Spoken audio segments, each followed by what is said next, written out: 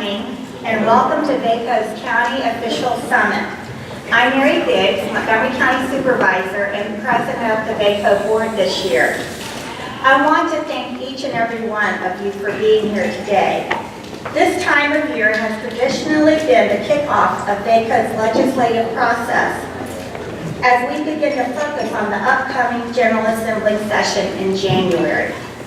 Our annual County Official Summit is an opportunity to learn about the key policy issues and discuss our common concerns.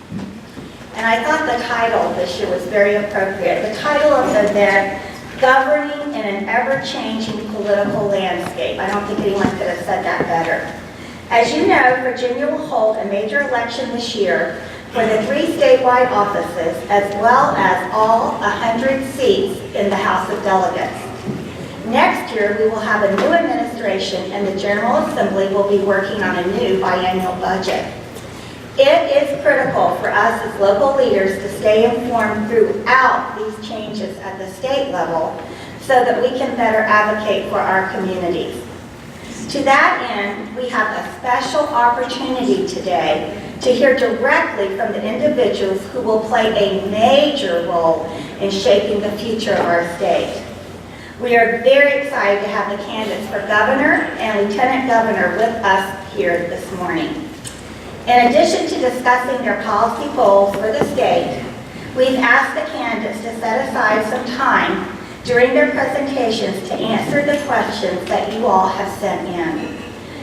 It's my hope that we will leave today with a better understanding of the candidates' vision for the state, and that the candidates will have had a chance to hear our issues and concerns. We're also very excited to have a representative here from the National Association of Counties to give us an update on events at the federal level. So, at this time, to get things started, I'm going to ask you to stand, and we are going to say the Pledge of Allegiance. I pledge allegiance to the flag of the United States of America and to the republic for which it stands, one nation, under God, indivisible, with liberty and justice for all. Thank you. So, we are in Charlottesville, but we're also surrounded by Albemarle County. So at this time, I would like to introduce the chair of the Albemarle County Board of Supervisors, Diantha McKeel, who will be offering a few words of welcome. In addition to her service on the Albemarle County Board, Chair McKeel represented her district for 16 years on the Albemarle County School Board. What a record. Please welcome Chair McKeel.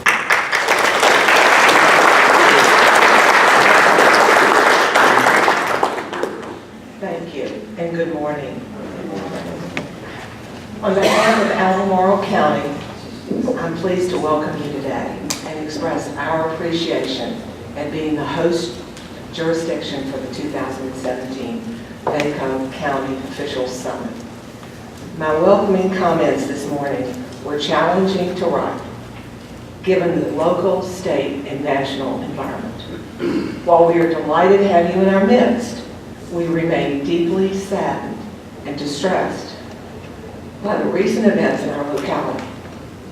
It is important that I begin my remarks with a clear and unequivocal statement that our community forcefully rejects the recent acts of violence and intolerance caused by ignorance, bigotry, and hatred. I hope you have seen in our community's response over the past week that those actions do not represent who we are or what we are like in any way. That being said, it is not hyperbole to say that we are forever changed. In the face of these realities, there could be no better place than this very community and no better time than right now to gather as local government colleagues to discuss the challenges and opportunities for meaningful, positive leadership in the communities that we all love. Public service is a vocation and a practice that has never been more important than it is right now and the local government arena is where many of the most critical issues are being addressed.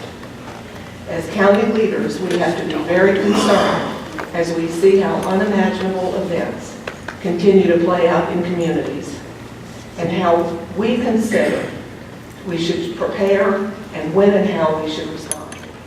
So even as each of us grapple with how we process these distressing recent events, as public service leaders, we must remain totally focused on providing services that keep our communities moving forward and supporting the employees that are working hard each and every day. I would like to close by thanking you as representatives of your communities for the many words and gestures of support and comfort that have come our way both officially and unofficially. It's meant a tremendous amount to all of us. I would also like to thank you for your dedication to serving the public. Now more than ever, we need caring, compassionate, principled people leading and managing our communities in partnership with our citizens. And lastly, I thank you for coming here for this conference, in this place, at this moment, to assert the power of partnership, unity, and positive purpose. This is how we make a difference at a critical moment in our collective history. Good luck with the rest of your conference. Enjoy your day, and thank you for coming to Albemarle.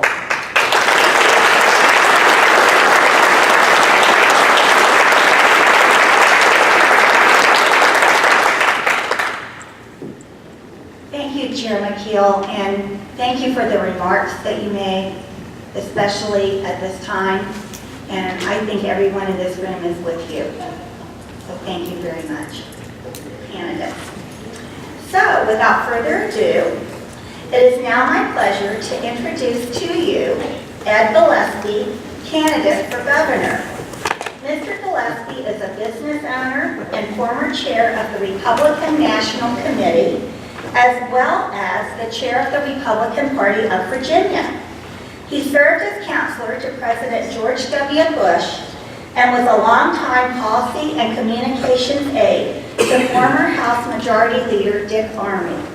He and his wife Kathy live in Fairfax County. We thank you for being here today with us, and we are looking forward to hearing from you. Please welcome Ed Gillespie.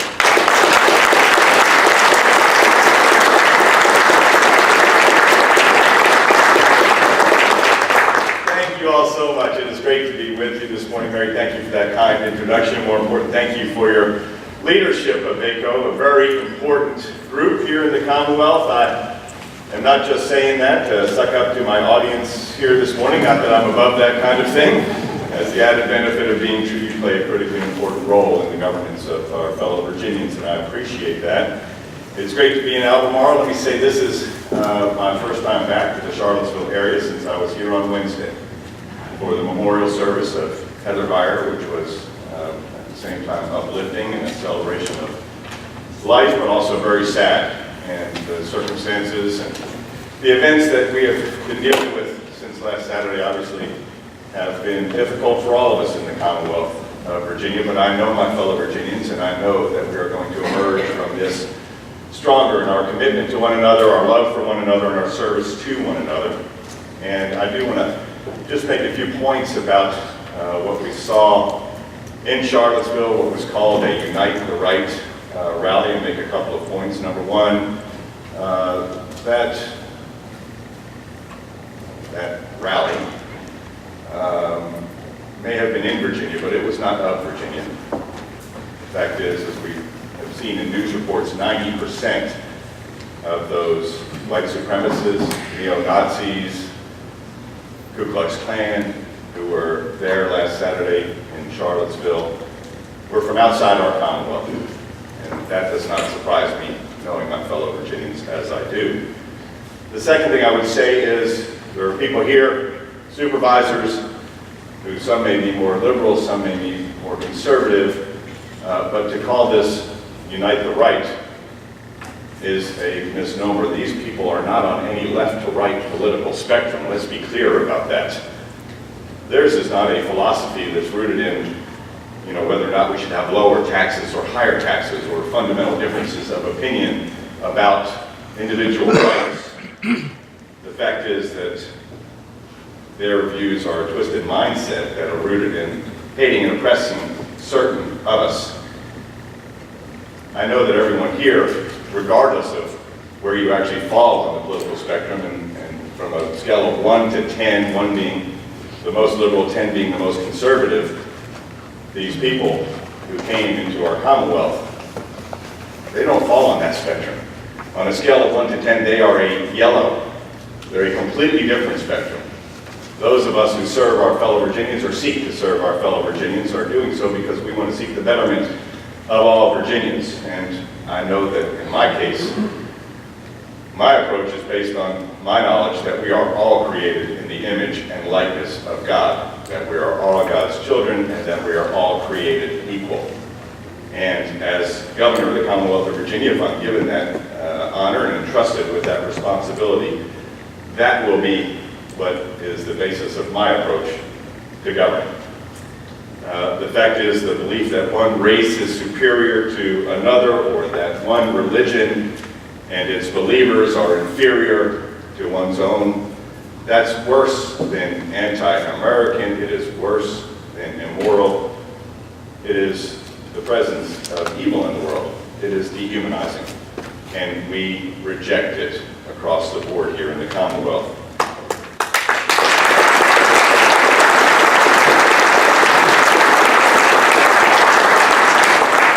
And so I will be a governor for all Virginians. I believe my policies benefit all Virginians, and I look forward, if given the opportunity, to work with all of you as you do the same in our local governments. I'm proud to count among my most strong supporters and my most trusted advisors, members of our county boards of supervisors all across the Commonwealth. And they do a great job, and I look forward to working with them. They've had a lot of input in my policy agenda, which I hope you can see. I also am one who believes that the government that governs closest to the people is the government that governs best and most responsive to the needs of the people. I am a believer in the principle of subsidiarity. If something can be done at the individual and family level, it should be done there. If something can be done at the community level, it should be done there. If it can't be done in those places, it should be done at the local government level. It can't be done at the local government level, it ought to be done at the state government level, and if it can't be done there, it should be done at the federal government level.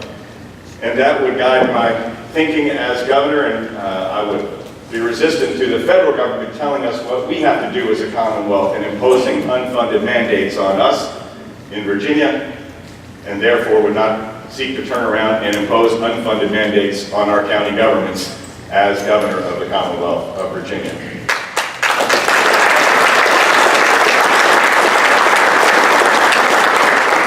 I'm eager to be with you here today to talk about some of these solutions, and I want to thank you for the role you have played. And I will tell you that one of the very first meetings I had was with Dean Lynch, where I sought his advice and guidance and input on policy as I was forming my policy development working groups. I have 9 policy development working groups, and I've been putting forward policies, as you may know, for months now. 11 specific policies. You can find them on my website, forallvirginians.com. is my microsite for all of the policies, as well as my broader website, edforvirginia.com. And these are substantive solutions to the challenges we face as a Commonwealth. And those challenges are many. The fact is, our economic growth is not where it needs to be, and has not been for 6 years. For 6 straight years, our economic growth rates in Virginia have been below the national GDP rate. We used to always be above it, and now we're below it. We used to always lead it, and now we are lagging it. That is not an aberration, that is a pattern. And in fact, 5 of those 6 years, our economic growth rate has been below 1%. Last year, our economic growth rate was 0.6%. We were 39th out of 50 states in economic growth. Virginia,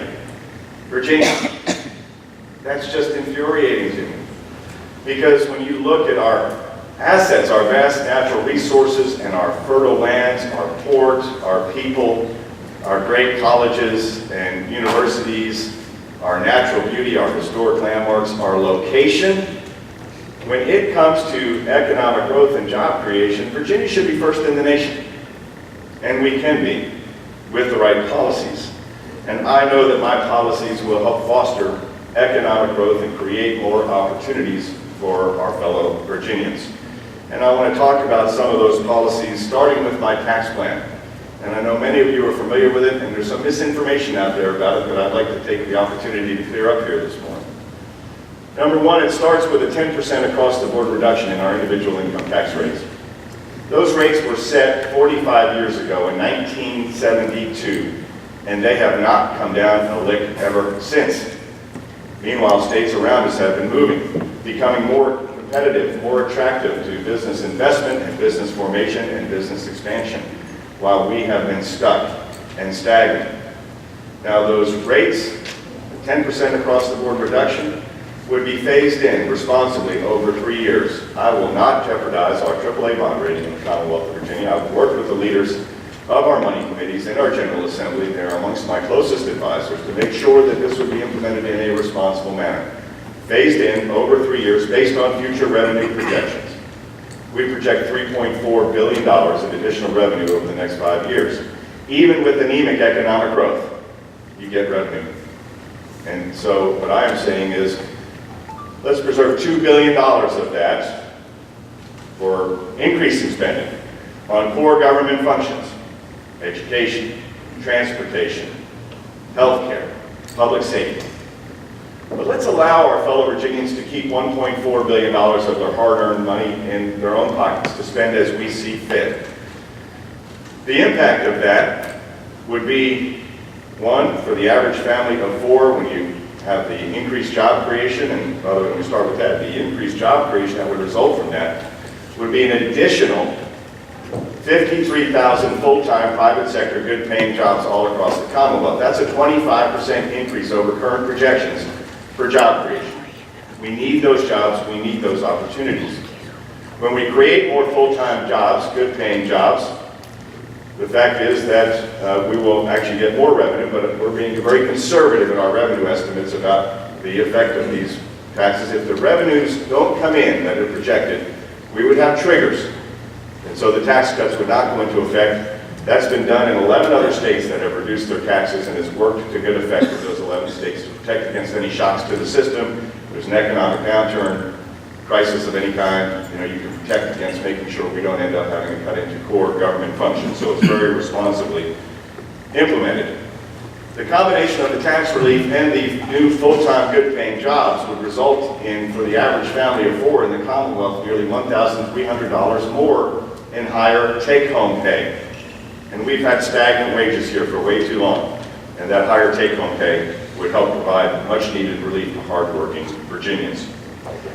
On the local level, you all know your sources of revenue, and whether it's the business professional occupational licensing tax, the machinery and tools tax, the merchant capital tax, or a combination thereof. These taxes are old and antiquated. I've had conversations with many of you, and I would like to identify ways to have more pro-growth local business sources of revenue.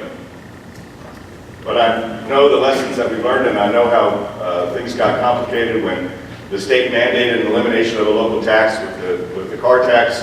What I want to do is, and what I will do, in addition to the across-the-board phasing in of an individual income tax rate over 3 years, is to sunset the VACo, the M&T, and the merchant capital tax, which VACo is crib death for small business formation, as we all know, especially when it is implemented in a way where it is a tax on first dollar generated as opposed to net income. Makes it very difficult to open a new business. Merchant capital tax drives up the cost of capital for small business formation, and the machinery and tools tax makes it more difficult for us to foster advanced manufacturing or attract advanced manufacturing in the Commonwealth. And so I would sunset it, and I would work with you, and my administration would work with you to identify other means by which we might be able to generate local business tax revenue. If at the end of that 3-year period, however, the boards of supervisors conclude that this is the system we have is the best one for us, keep it. Vote to keep it. completely respect that, and as governor, I will not criticize any board that does that. But if we are able to identify means by which we can generate business tax revenue that also helps foster economic growth, let's do that. Or if there are other cities and counties that have made reforms to their VACo, in some instances where they don't tax the first $200,000 in revenue, so it makes it easier to foster small business formation, you may want to adopt that.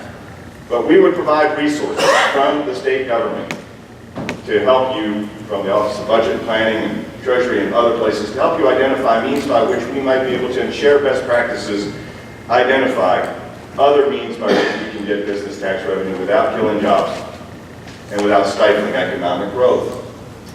But again, let me repeat, if at the end of that period you conclude that the system we have in place right now is the best system for my city, for my county here, then vote to keep it. And I will not criticize those who do so. In fact, what I'm proposing is a partnership with our local governments, and I will form a mayors and chairs advisory council to work with me as governor. I have a mayors and chairs advisory council on my campaign right now and get a lot of good advice from local elected government officials. And I would have a conversation with you and work collaboratively with you on these tax reforms and make sure that we do them in a way that is responsible and meets your needs in the process. And so, frankly, under a Gillespie administration, you would have a partner in governing in Richmond.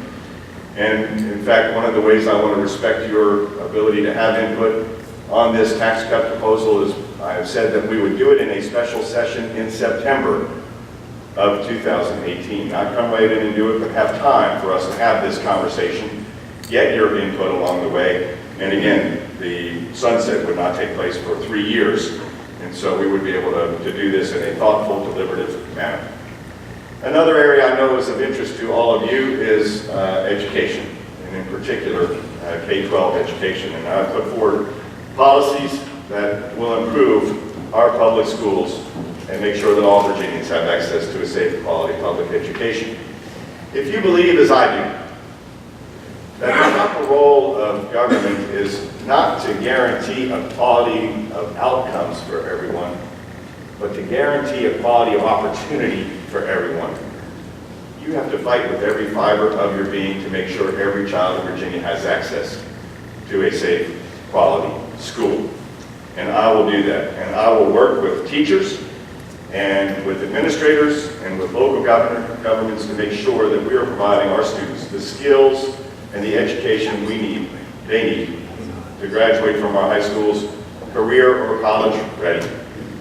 We have many paths to a good quality of life here in the Commonwealth of Virginia. Some of those paths are through a high school education, some are through community college, some are through four-year college, and some are through career and technical education. We need to make sure that all of those paths are viable. And so while we have a very strong and good education system, the fact is that the reality is too many of our young people are entering the workforce without the skills they need to get good paying jobs.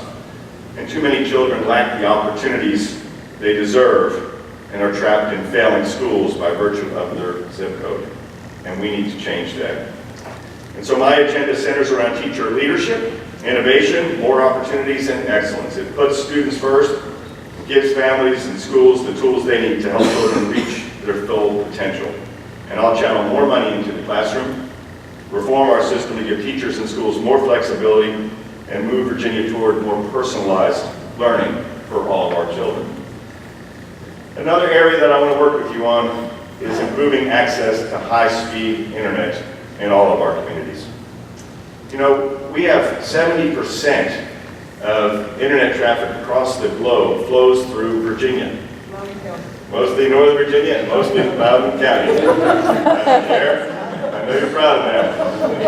And the fact is, while that's the case, unfortunately we have 900,000 Virginians, nearly 1 million Virginians who do not have access to high-speed internet, which is critically important in today's economy, whether it's because of business needs or education needs or healthcare needs. And so I want to work with you to cut that number in half during the course of my time in office if I'm our next governor. I'd like to eliminate it. But I'm realistic and I'm honest in what I put forward and what I say we can and cannot get done as part of my policy working group process. I want to put forward commitments that I can deliver on. I know we can cut it in half and close the digital divide and make things provide more opportunity through broadband. We'll finance broadband expansion, lessen the regulatory burden that is a barrier to entry in too many places for providing broadband access, and support local and regional partnerships and provide transparency, accountability, and a sense of urgency. The fact is, I have a sense of urgency about all of these things. This next governorship is critically important. We're at a critical juncture here. The point I made about our economic growth not being an aberration but a pattern is accurate. And it's not going to change unless we change it. This next governorship is not about just the next 4 years. It's about the next 20 to 30 years here in the Commonwealth. What kind of an economy we're going to have, what kind of a Commonwealth we're going to be. And the fact is, we're going to make a decision to either be have higher taxes and more regulations, compulsory unionism, stifling top-down approach to government, and look more like states to our north. New York, Connecticut, New Jersey, all in the bottom half of states in economic growth, and all above us on that list right now. You can drive from Maine all the way down to Florida, down the East Coast, and every state you drive through is doing better than we are economically today, with the single exception of Delaware, which has fewer people in Fairfax County. We should be not only number one on the East Coast, but number one in the country. But we're going to end up looking more like those states to our north, or we're going to look more like the states to our south. The Carolinas, Georgia, Florida, with dynamic, flourishing economies, all in the top 20 states in economic growth, where there's opportunity for the young adults graduating from high school and college, coming out of community colleges or CTE. We need to look more like that and provide more opportunities. We need to put a greater emphasis on startups and scale-ups here. We need to make it easier to open a new business and expand an existing one. But it's not going to happen with the current policies. For too long now, our focus, and it's true of governors of both parties, and there was a time when I'm sure it made sense, has been on what I call whale hunting. We are constantly trying to get a Fortune 100 company to move lock, stock, and barrel into Virginia. And I'm all for a Fortune 100 company moving lock, stock, and barrel into the Commonwealth. I will be a relentless marketer of Virginia all across the country and all across the globe. But we have got to start growing our own whales and take a more patient, long-term approach to sustainable job creation and economic opportunity, and that means unleashing entrepreneurship and innovation and attracting talent and retaining talent here in the Commonwealth of Virginia. You know, the old saying used to be in real estate, location, location, location. In today's economy, is talent, talent, talent. And we have to attract and retain talent here in the Commonwealth of Virginia. We've had 3 straight years where more people have moved out of Virginia than into Virginia. That had never happened before. Since we started collecting that data in 1978, it had not happened once, and I would tell you that if you started collecting that data in World War II, it never happened, would be my guess. And now we've had 3 straight years of it, and the last year in which more people moved out of Virginia than into Virginia, 51% of them had a 4-year college degree. We are subsidizing other states' economies, and we have got to change our approach and have a more dynamic economy, and my policies will do that. The last thing I'll say to you before eagerly taking your questions is this. If I'm entrusted with the governorship of the Commonwealth we love, I will be an honest, ethical, hardworking, principled, faithful, serving leader, worthy of Virginia. And I would work with you, all of you, regardless of party, to make sure we are serving our Commonwealth and the people that we love. Thank you for letting me be with you this morning. God bless you. God bless the Commonwealth.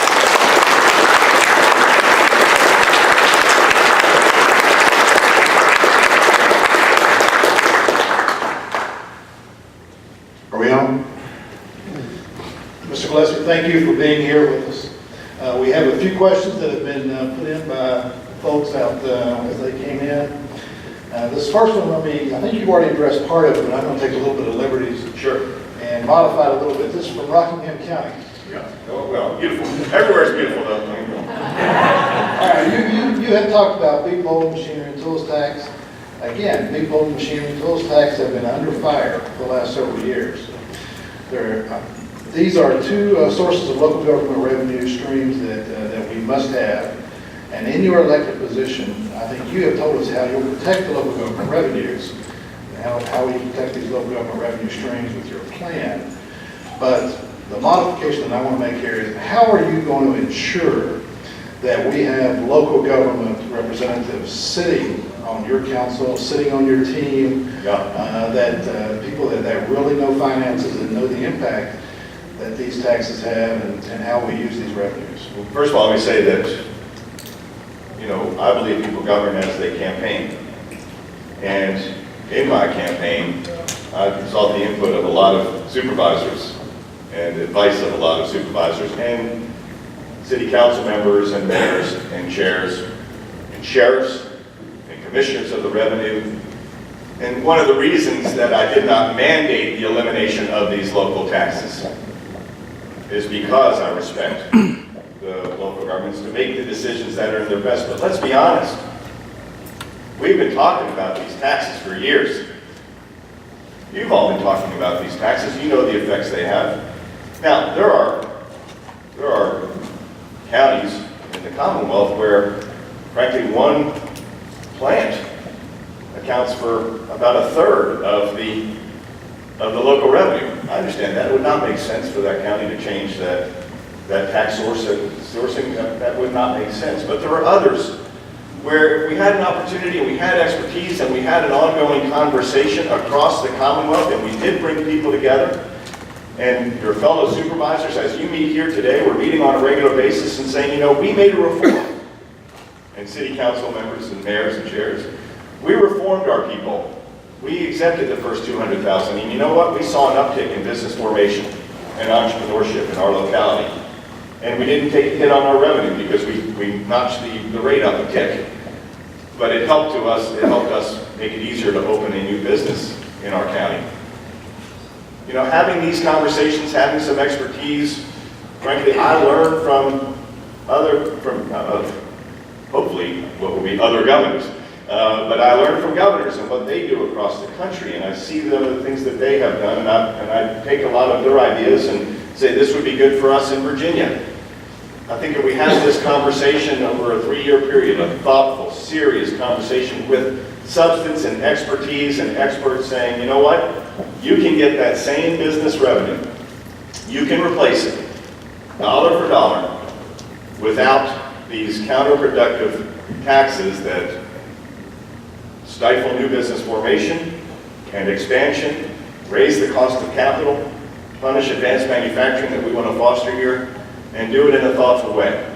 But let me come back to this. If at the end of that process, the government closest to the people decides that what we've got now is the best thing we can do, I will not criticize anyone in this room for casting that vote. So I assume you say that we will have representation and a seat at the table.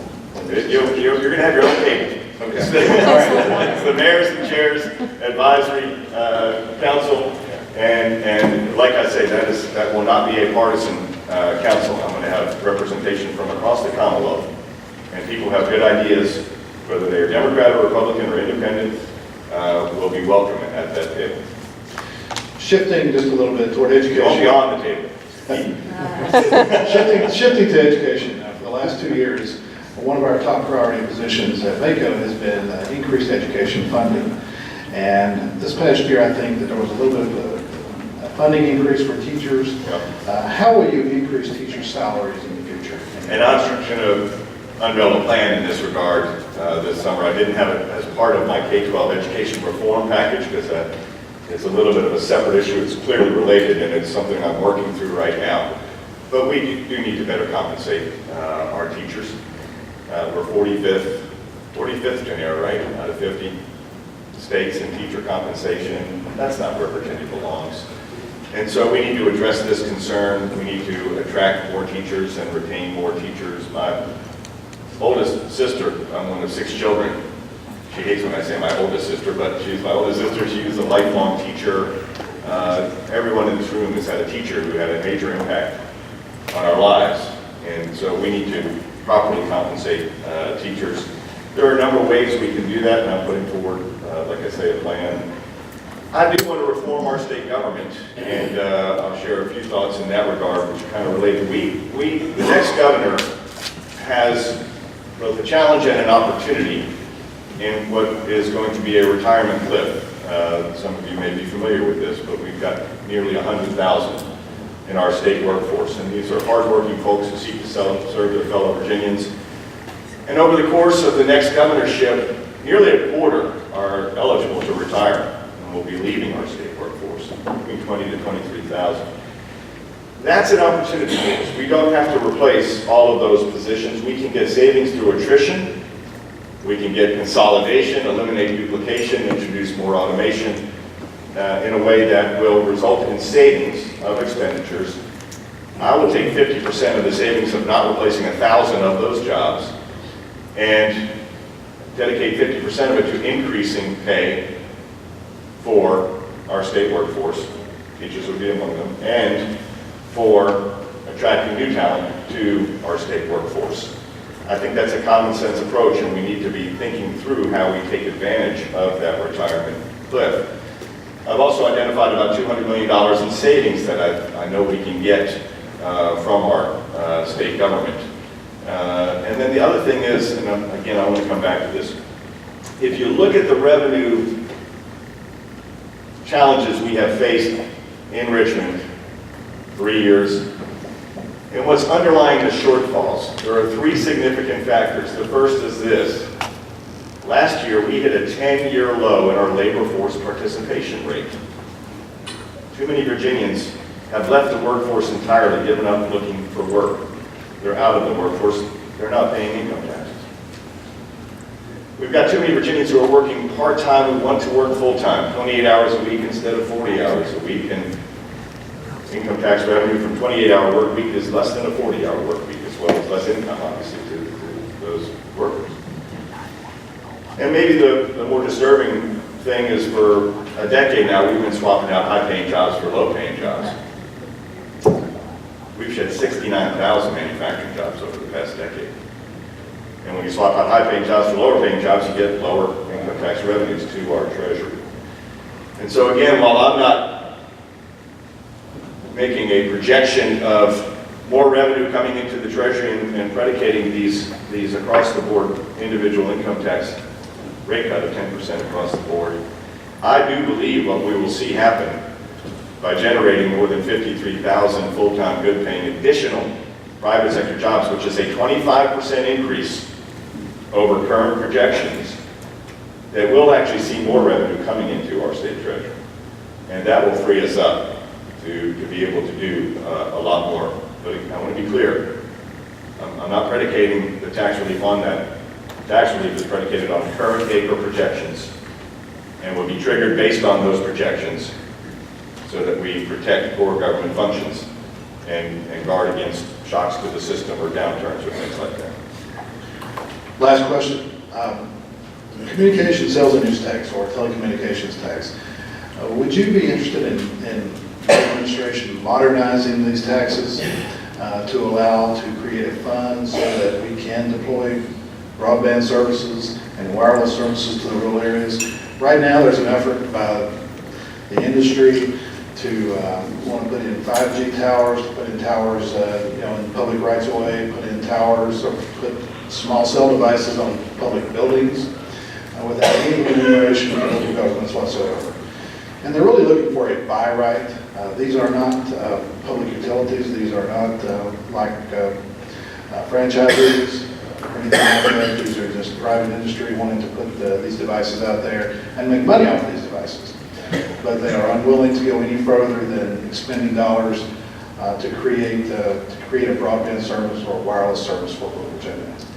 What efforts would you do to help us modernize this communication sales and use tax? Well, and as I said, I do want to expand high-speed internet access, which is broadband access, obviously. You know, the last mile challenge is a big one, so is the middle mile in some areas, and I know there are things we can do. There are regulatory barriers to this. We have existing funds that I think can be utilized to help close that gap. I'm a believer in the private sector meeting these needs, but we have market failure in some places. We need to acknowledge that, and we need to help incentivize investment, private sector investment. I think there are things the state can do, setting aside local government facilities. The state has facilities, has buildings and structures that I think can be utilized to help make the deployment more affordable. We've got loan funds that I think can be recalibrated or reprogrammed to help bring down the cost of capital for that, but without running the internet networks or the broadband networks themselves, or taking management responsibility or ownership of them. And so if you go to my website, like I say, forallvirginians.com, edforvirginia.com, you can see the specifics of the plan and how we could finance it.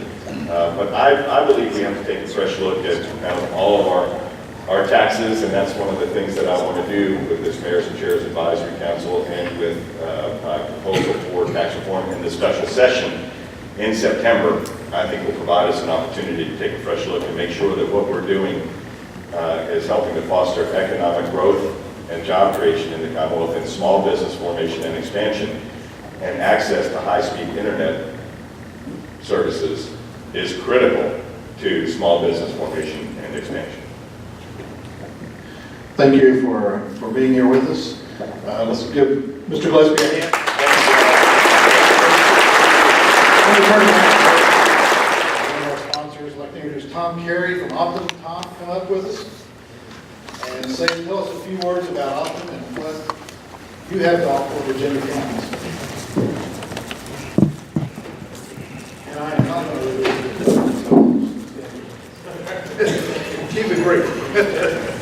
Thank you, Dean. And, on behalf of all of us at Optum, I want to thank you for giving us the opportunity to speak for a few minutes here today.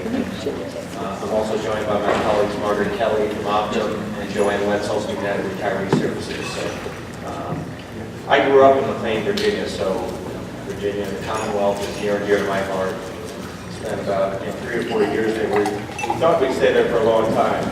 I'm the youngest of 14 children. We really love that, but my father decided to change jobs, so we left. The job he decided to seek is interesting because I'm sandwiched in between 2 candidates for governor. My father left McLean, Virginia to go run for governor of New York, which he later won and became governor of Hugh Carey for 2 terms. But it was then that I learned the importance of county government. New York has 62 counties. I know it's not as many as the Commonwealth of Virginia with 98, but we traveled around with all 14 children, milking cows around the farms in New York and going to state fairs. And we learned the importance of those counties because we went to 61 out of 62 counties. And at the end of the summer, my father said, "Great job, go back to school." I said, "No, we got to go back. There's one more county." So he said, "No, you go ahead, I'll do it." So election came, he won 61 out of 62 counties. The only one he didn't make was the one we didn't go to. So it was then that we learned the importance of county government. So that's I wanted to relate that story about counties in Virginia. But as Dean said, we're with Optum. Our goal is to make the healthcare system work better for everyone and help people lead healthier lives. And one thing I can tell you about Dean and VACo is they really love the counties and they trust you. They really are your advocate out there. And Dean said, "Tom, if we could partner on something that will bring value to counties, we're all in." So about a year ago, Dean participated in a survey that many of you filled out. And overwhelmingly, the top need was retiree health. How do we reduce that liability, improve the health of our retirees, and help them lead healthier lifestyles? So we've put together a program. We have a booth across the way. I'd love to talk to you about how we can save you money. It's a national program that can help you. You can see any provider in the country that accepts Medicaid. It can save you and your members $25 to $50 per member per month. It's huge savings. It's a national program. It's high quality, and it's not just us. And as you know, in Washington, they just found out that healthcare is hard. We've known that for years. So we know that healthcare is hard, but it's not just us saying that it's a great program. The Centers for Medicaid and Medicare Services rates that with star ratings that you all may be familiar with. We get 4 out of 5 stars. And what that means is it's high quality, low cost. The way we do that is Optum. Optum helps take those costs out of the system by getting people the right information at the right time, seeing the right provider, taking the right medication. The other thing that we know about county government is, states can kick the can down the road, the federal government can kick the can down the road, the counties have to solve the problem. You guys are where the rubber meets the road, and we know that. So we know that you have to solve that problem, and we know that one of the big problems is the opioid epidemic. So we are the largest behavioral health provider in the world. We have a PBM, so we can help you identifying and treating those people who are battling the opioid epidemic with our behavioral health services, with our pharmacy benefit management, and with our wellness program. We have people stay healthy, get healthy, live with chronic conditions. So by pulling all those things together, we think we can improve the health of your members, save counties a tremendous amount, and make sure that we're a good partner. So those are just a few of the things we'd love to talk to you about. We're here today.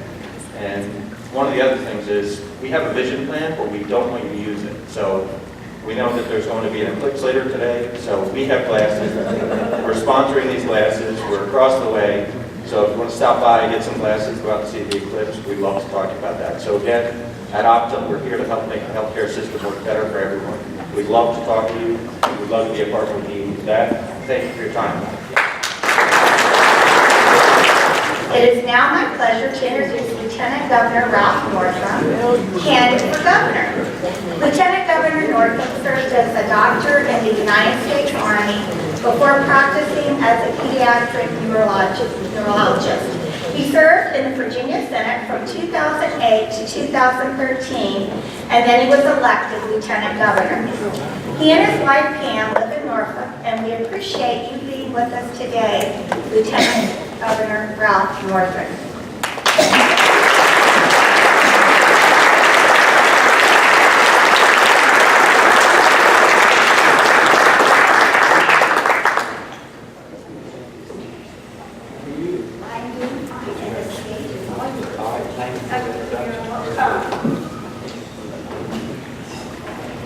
Well, good morning. Good morning.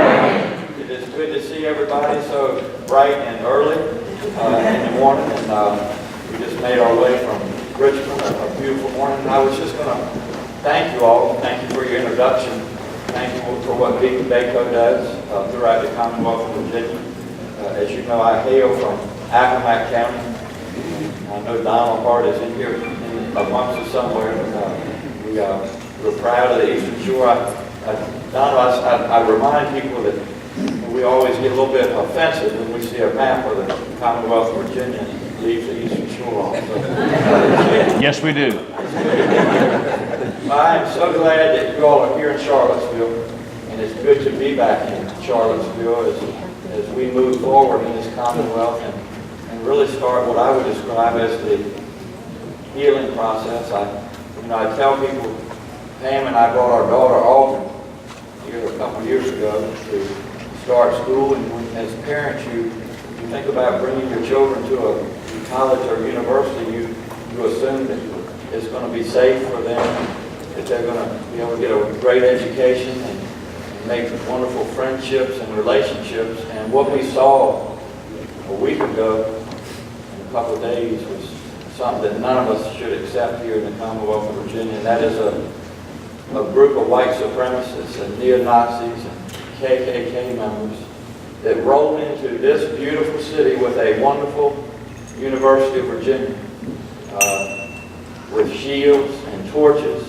and semi-automatic weapons, bringing hatred and bigotry and violence. And the governor and the Attorney General and I came here to Charlottesville and in no uncertain terms told these people that they're not welcome in the Commonwealth of Virginia. We don't condone that kind of behavior, and that they could go home or wherever they came from and don't come back to Virginia. So we all need to stand up from the top of the ticket, right up in Washington, D.C., down to the school board members and everybody else, and make a clear message, put it out there, that Virginia is not that kind of commonwealth, and we don't need this. We unfortunately went to the third funeral in 4 days.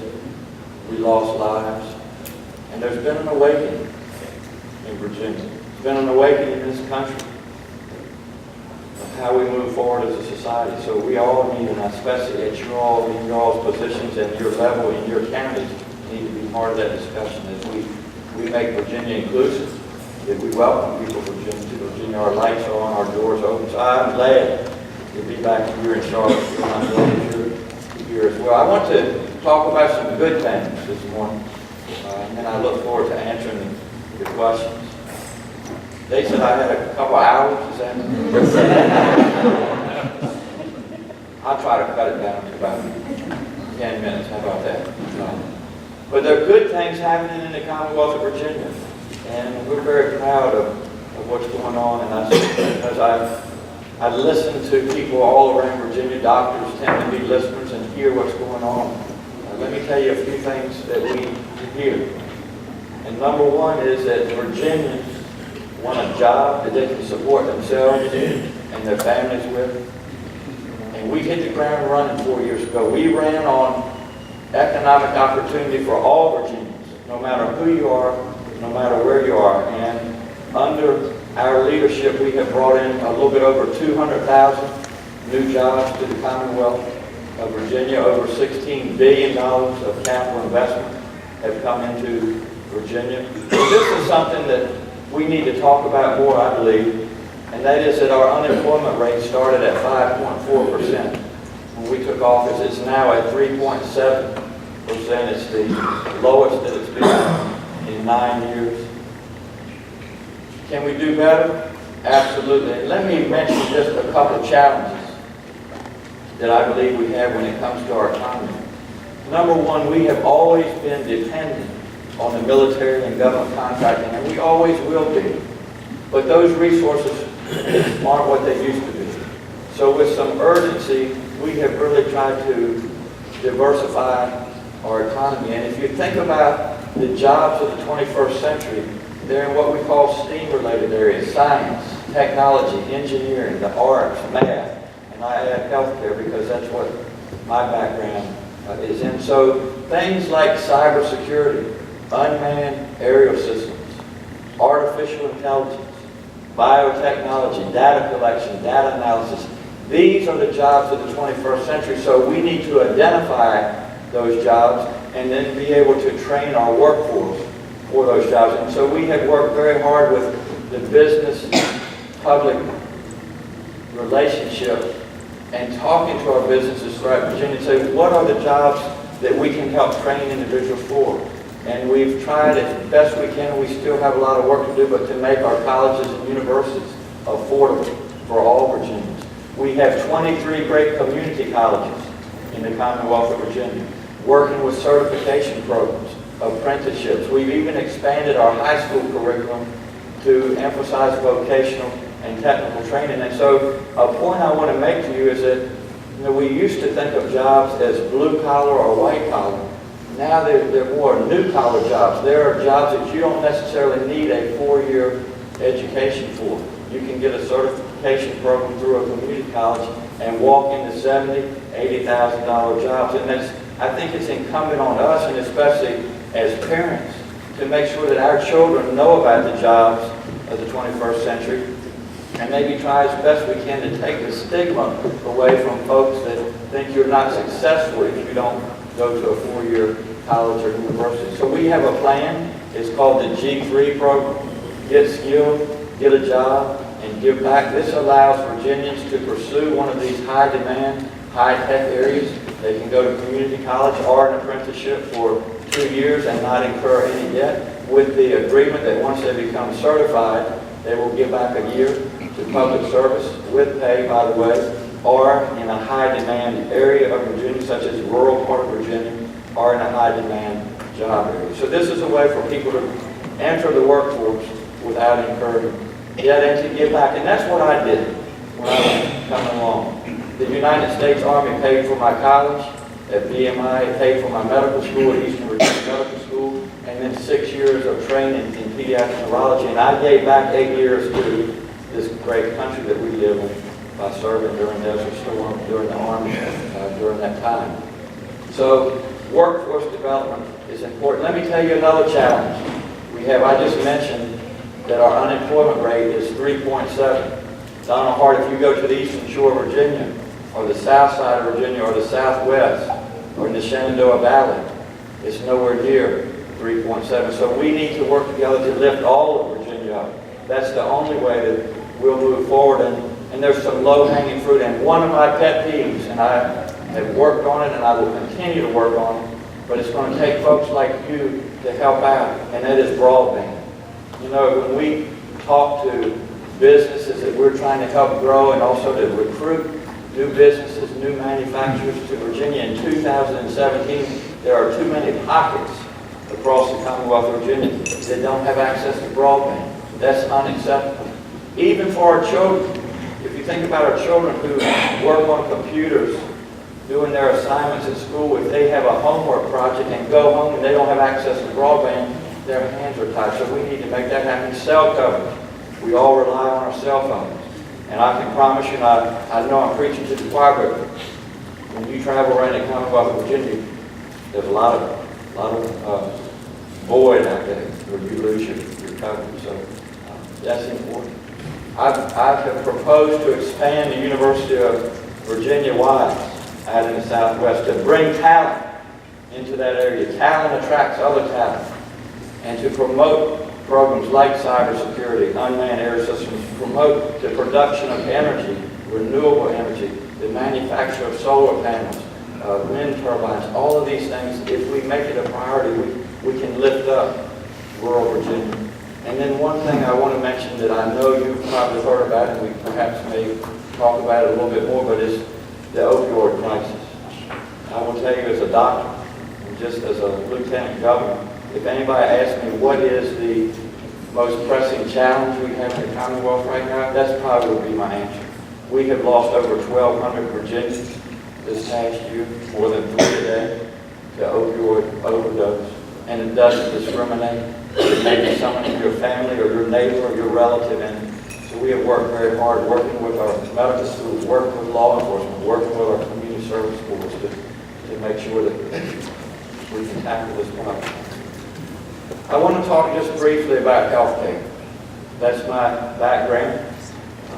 And no Virginian, no family should be one medical illness away from financial demise or death. And so we have heard a lot about the Affordable Care Act. And I will tell you as a doctor, there's some good things about the Affordable Care Act. No more pre-existing conditions. Being able to keep our children on our policies until they're 26. The emphasis on access to preventive care, the access to mental health care, access to women's reproductive health care. Are there things that we can improve upon? Absolutely. But to sit in Washington and say that we're going to repeal and replace the Affordable Care Act after 7.5 years, and what they put on the table a month or so ago, that will put, some people say 22 million, some people say up to 32 million Americans, especially those with pre-existing conditions, at risk of losing their coverage. We can't do that. We can't accept that in the richest country in the world.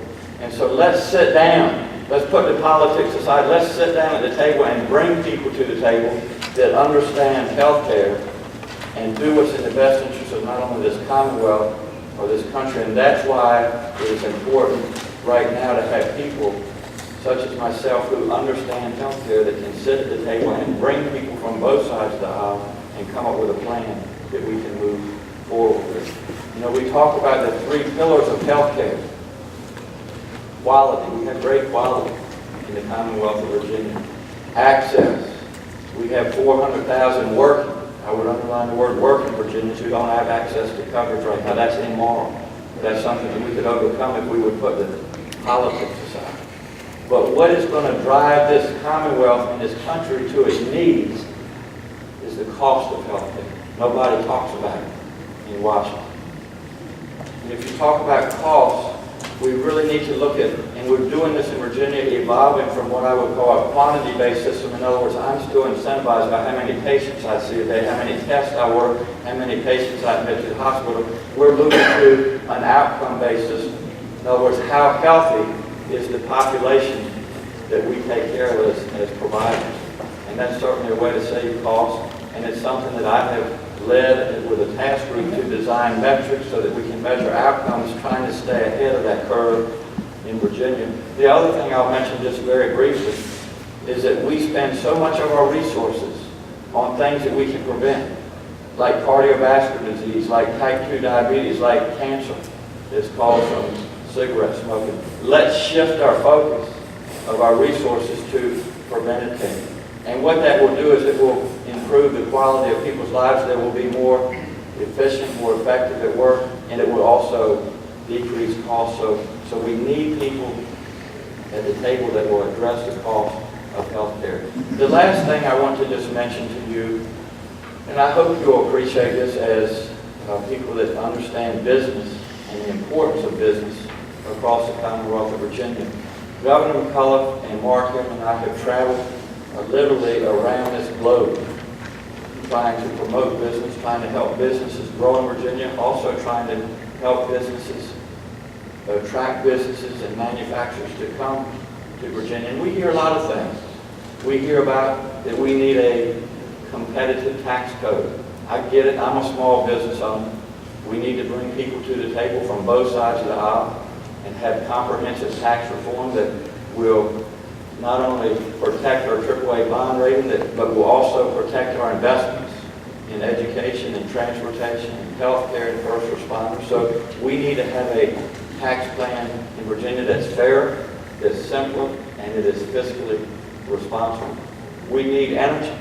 You know, you hear a lot of talk about the pipelines, what's going on with rates across Virginia, but I want to tell you something, that if companies, especially large companies, if they don't have competitive energy costs, prices in the Commonwealth of Virginia, they can go elsewhere. Transportation is so important. Infrastructure is important. Access to health care is important. But I want to just leave you on this before we answer the questions. Let me tell you the number one question that businesses ask when we talk to them about coming to Virginia. They ask, is Virginia inclusive? Are we welcome? Are our doors open? Are our lights on? And that's why we have been so proud in Virginia. And we've had to veto 120 pieces of legislation over the last 3.5 years that discriminate against people. And so I want to tell you that it shouldn't matter one's sexual orientation, shouldn't matter the color of their skin, it shouldn't matter the country that they come from or the religion that they practice. If you're going to run a business, and this is a business, running the Commonwealth of Virginia, our doors have to be open, our lights on, and as long as I have anything to do with it, that's the way we will move forward. So I appreciate you all being here today.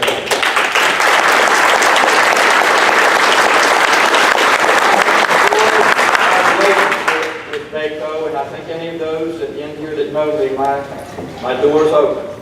I don't have a monopoly on ideas, but I am willing to listen.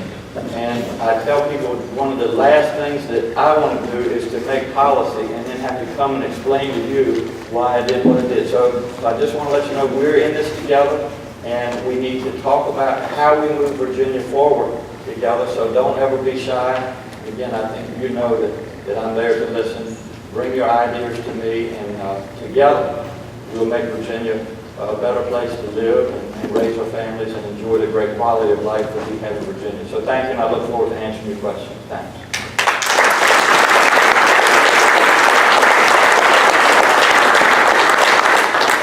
Governor, just a few questions that I've got written down. I think maybe you've probably answered some of these, but we'll dig a little bit deeper here.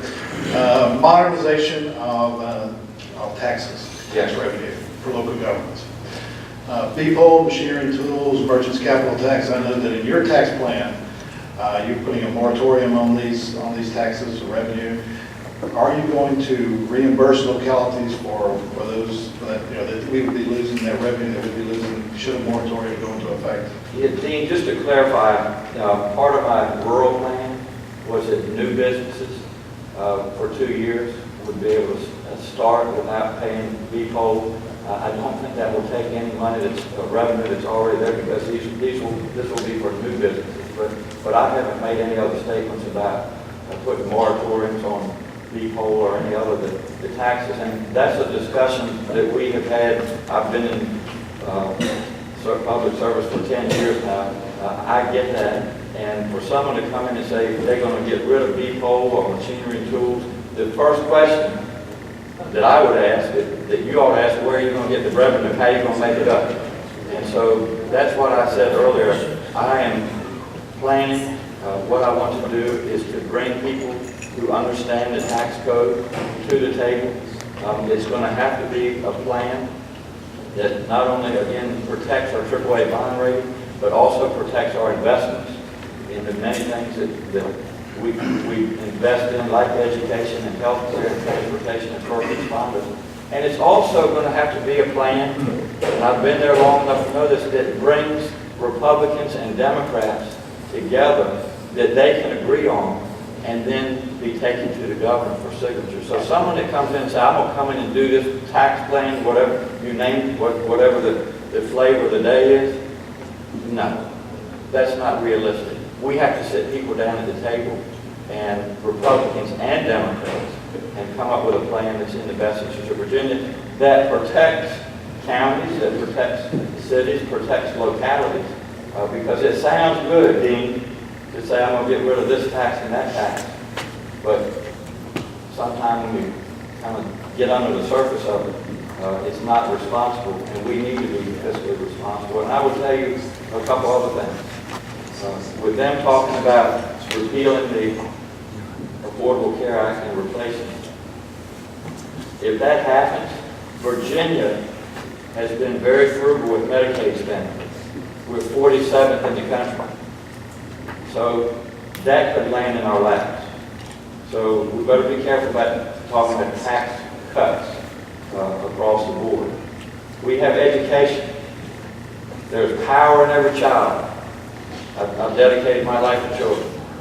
And we need to make sure that every child in Virginia has access to the American dream. Our teachers right now in Virginia are getting paid $7,500 less than the national average. So if we're going to put our money where our mouth is and talk about the importance of a world-class public education system, we need to start by paying our teachers. Our classroom sizes are going, some classrooms are up 38 to 40 people.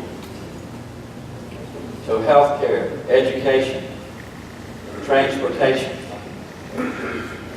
Nobody puts asphalt down for free. So, we had the no car tax in the past. We're still paying for that. So be careful when people come in and say they just want to come in and cut your taxes. That's irresponsible. We need to make sure that we take care of our needs in Virginia, things that I just outlined. And again, Dean, I would just say, if someone wants to talk about the VACo tax, if they want to talk about the machinery and tools, the merchant capital tax, it needs to be a discussion that all of us have, because again, you can start pulling away those sources of revenue and don't have a replacement, and it's going to land in folks like your lab. So let's be careful about how we're talking. Let's be responsible as we move forward.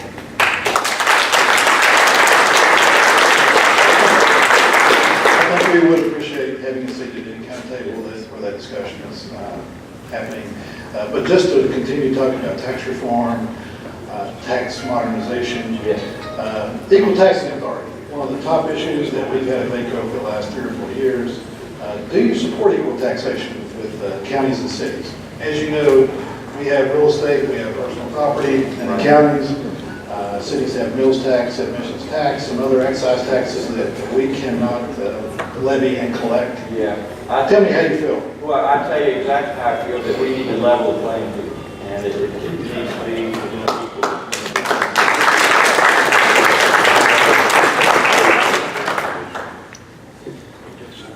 Let me just mention along those lines, a couple quick points.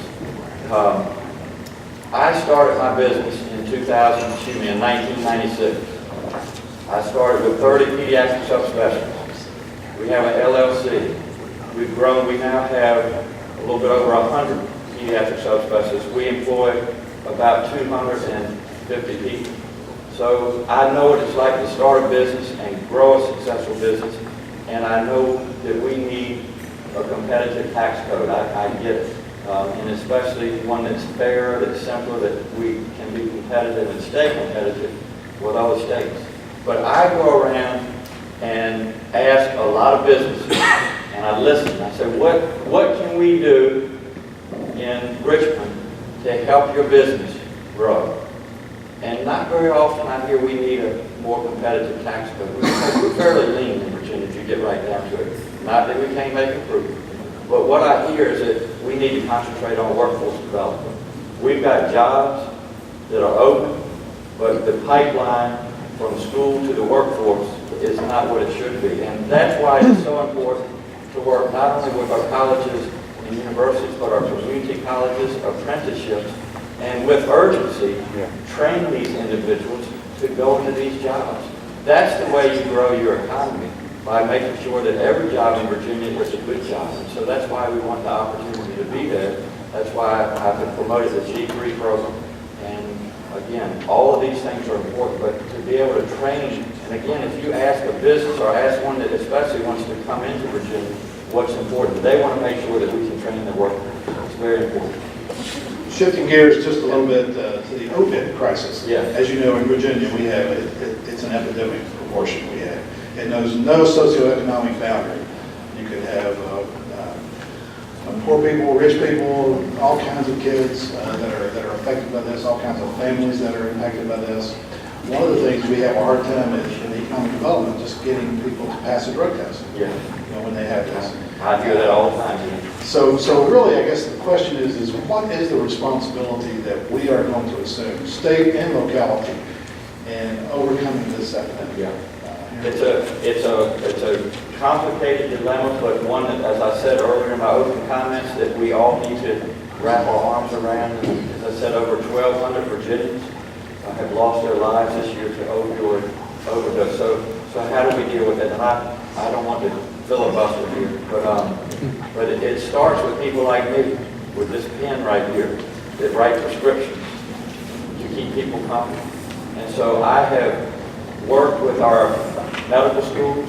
I teach at Eastern Virginia Medical School, and I've traveled around the Commonwealth talking to our students and our residents about better ways, newer ways to deal with both acute and chronic pain. We also need to educate practitioners such as myself through CME, continuing mental health education, that you don't need someone to walk out of your office with a prescription for 60 pills that have narcotics in them. So that's important. Law enforcement team. Our Attorney General's been very aggressive with this. If far too many of these individuals end up in jail, that's not the best place for them to get the treatment that they need. So that's important. And then the last thing I would say is, access to mental health care. And we just put in a little bit over $30 million in this past budget to deal with mental health care, to really support our community service boards across Virginia, to give people same-day access if they have an issue with opioid addiction. And then finally, one of the things that we've been able to do is, as you all probably know, we were able to give a blanket prescription across Virginia.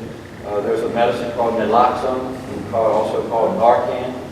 It is a medication that will reverse the deadly side effects of opioids. And so now, I would just tell you, I'm not here to report the news, but tell you, if you have a friend or a neighbor or someone in your family that is at risk of overdosing on opioids, let them know that we're trying to help, and let them know that there is an availability for them to go into any pharmacy and ask for a prescription or ask for a dose of Narcan so that they can keep it on their person. We've also equipped all of our law enforcement, first responders with the same. So again, Dean, it's a problem. It doesn't discriminate, and it affects our economy throughout Virginia. So we're going to continue to work on that. And that, by the way, is not an issue that is unique to Virginia. It's really affecting all of this country. And just very quickly, I said that it starts with me and this pen. And let me just give you the scenario of what happens. I write a prescription for someone, perhaps they having headaches or whatever. They come back a week later and say, Dr. Northam, I need another prescription. I said, that's really not a good idea. I don't want to get you addicted to narcotics. And so then they go out on the street because it is so accessible. And they obtain heroin. And now heroin is being laced with fentanyl and even another medicine called carfentanil, which is 100 times more potent than fentanyl. And if someone gets that on the street and doesn't have something like the Narcan to reverse it, they're going to become a statistic. So again, I don't want to get too long-winded, but it's a problem that we are very aware of, and we're doing everything that we can to help. We need you all to help in the counties, and the resources and the support for these individuals. Question from Sussex County, Virginia, Yes. dealing with payment in lieu of taxes. Bill, will you as governor work to compensate counties with state facilities located in their jurisdictions, such as state jails, state prisons? In other words, Sussex County has a couple, I think, state facilities there. Right. And are not being reimbursed by the state for that land tax. And it lands in the county's lap? It does. It does. Yeah. Again, it's all being about leveling the playing field and being fair. And so if there's an inequity in that, I will be glad to sit down and talk and figure out how we can move forward. I certainly would support. Again, we have to be very careful. You shift one box of revenue and then it affects someone else. And so if the counties, are being impacted by that, I would do everything I could to make that fair. Counties were being reimbursed for this several years ago, and then we fell on hard times in Virginia. I think it was under Governor King that did away with that. And never implemented that back again. So, like I said, if it's an issue, just you let me know, and we'll take care of it. We'll deal with it. Sorry. Last question. And you may have touched on this, but how would your proposed Virginia Rapid Readiness Program for workforce training interact with existing workforce programs at community colleges and workforce investment boards that are already working? Sure. Yes, how we deal with workforce development and how we open up the pipeline from school to the workforce and really interrupt the pipeline from school to prison. So we've got 2 pipelines, right? We've probably got more pipelines than that, but we've got at least 2 pipelines.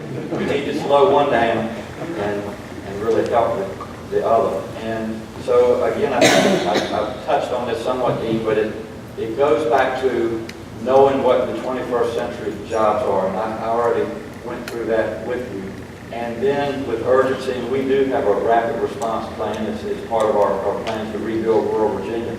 But for businesses to communicate with our public education system, say these are the jobs that we have open, and this is the way you can help us. Let me give you an example.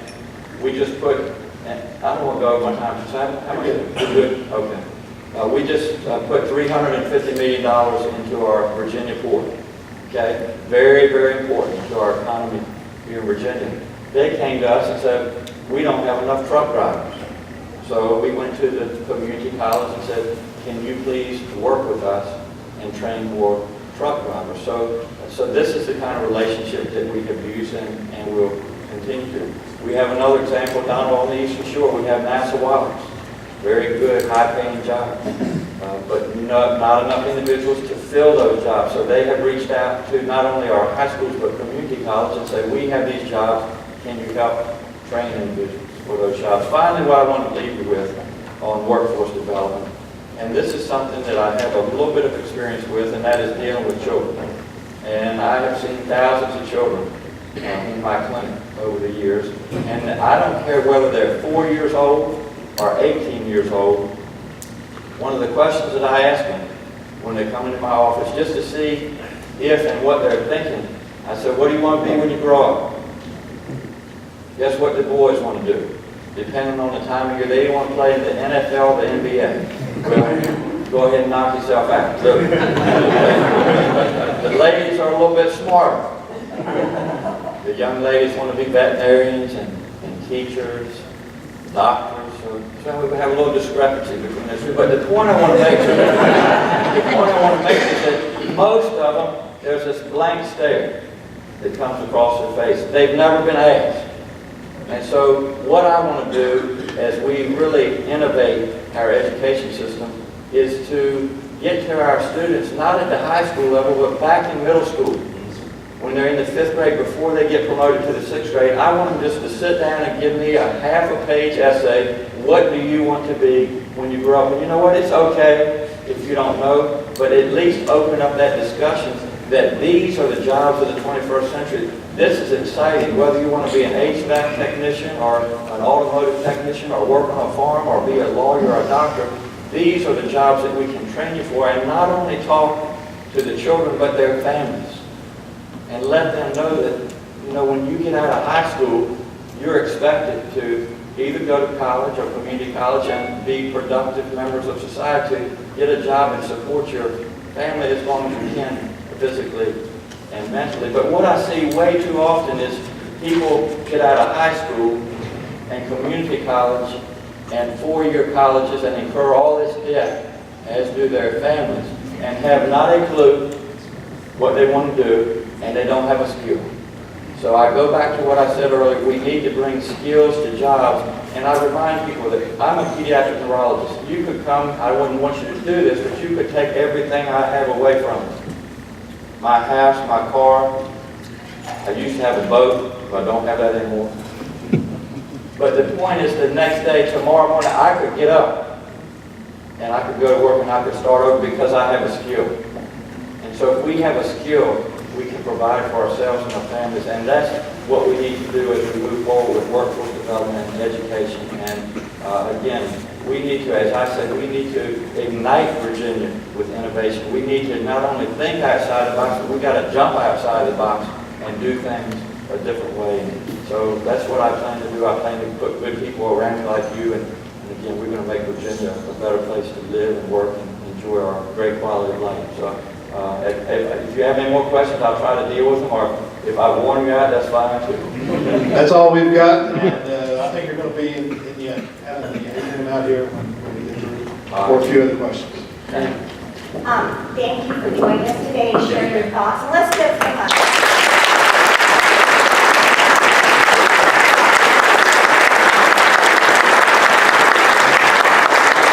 I can't leave the podium without reminding you that there's an election on November the 7th, and I would certainly appreciate all of your all's votes. So thank you very much.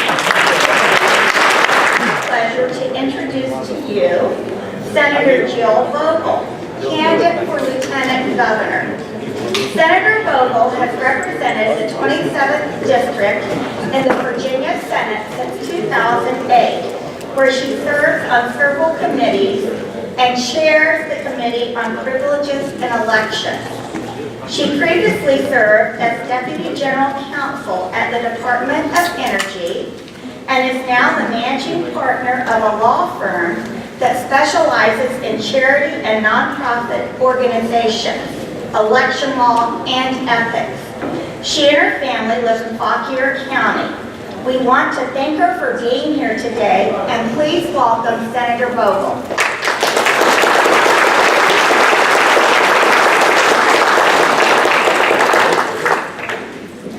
Good morning. Morning. I am so sorry to hear the news that so far you have only heard from political speakers at this event. Clearly, you guys are hard up for entertainment and you need to step it up and do better.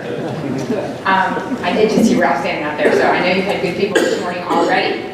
I will try not to be too redundant, although the issues are the issues. I got a little sort of background on things you wanted me to hit on. So I'm going to try to hit the big issues that I think are most relevant to you all, and then I'm super eager to take questions. I have had the benefit of working with lots of you in this room already. I've been in the state senate. This will be my 10th year. 10 years is a long time, and you learn a lot. The one thing you learn most of all is you have a great sense of your own limitations, and you learn to listen. And among the people who I listen to most are my localities, my local governments. And every year before we launch into session, I go around and I meet with all 7 of my localities. They give me their list of priorities, and I make those my legislative priorities. And that is much of the agenda that I carry every year is what you guys give me. And as we all know, all of politics is local, and the things that impact the communities that I represent are the decisions that you will make. And I've had members of my own family who have served in local government, town council, board of supervisors, school board. And I will say this, nobody works harder than you do. And by the time somebody gets to me, they have already worn you out, worn you down to a nub.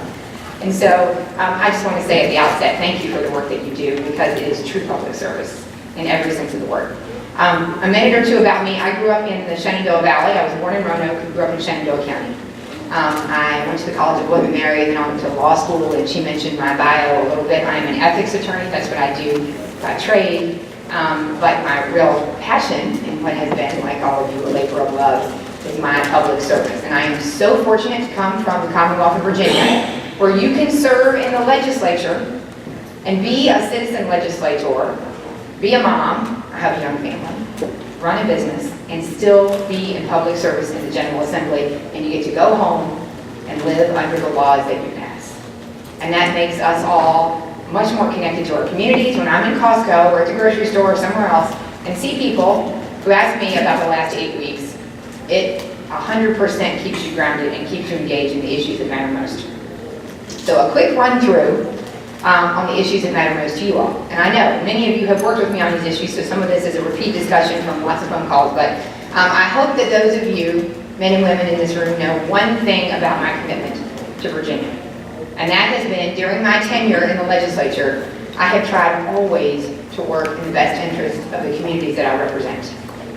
The issues are management issues. They're local government issues, obviously. They are not partisan issues. So I have made it my point to always put principle over party, and that means breaking with my party on lots of things, some which matter to you. And whether it's redistricting reform or election law reform, I've been an advocate for, early voting, early voting. There are all kinds of issues where I have non-discrimination in state hiring, where I have laid down a marker out of principle. So I hope that you understand that my commitment to you, that if I'm elected to statewide office, I will continue to make that the core principle of how I govern, and that is put principle first over everything else. Okay, a couple issues that you guys wanted me to hit on. I would be remiss if I didn't mention one last thing, though, that is, and that our local communities obviously have been through a lot in the last week or two. And I share the same grief that many of my colleagues, I think, have expressed to you who have already spoken. I've been to some of the funerals recently. It has been heartbreaking and heart-wrenching to watch. And I would just love to say that what we have seen, the vile bigotry and violence and hatred that was expressed, is not the Virginia that I know and love. And those are not people from Virginia.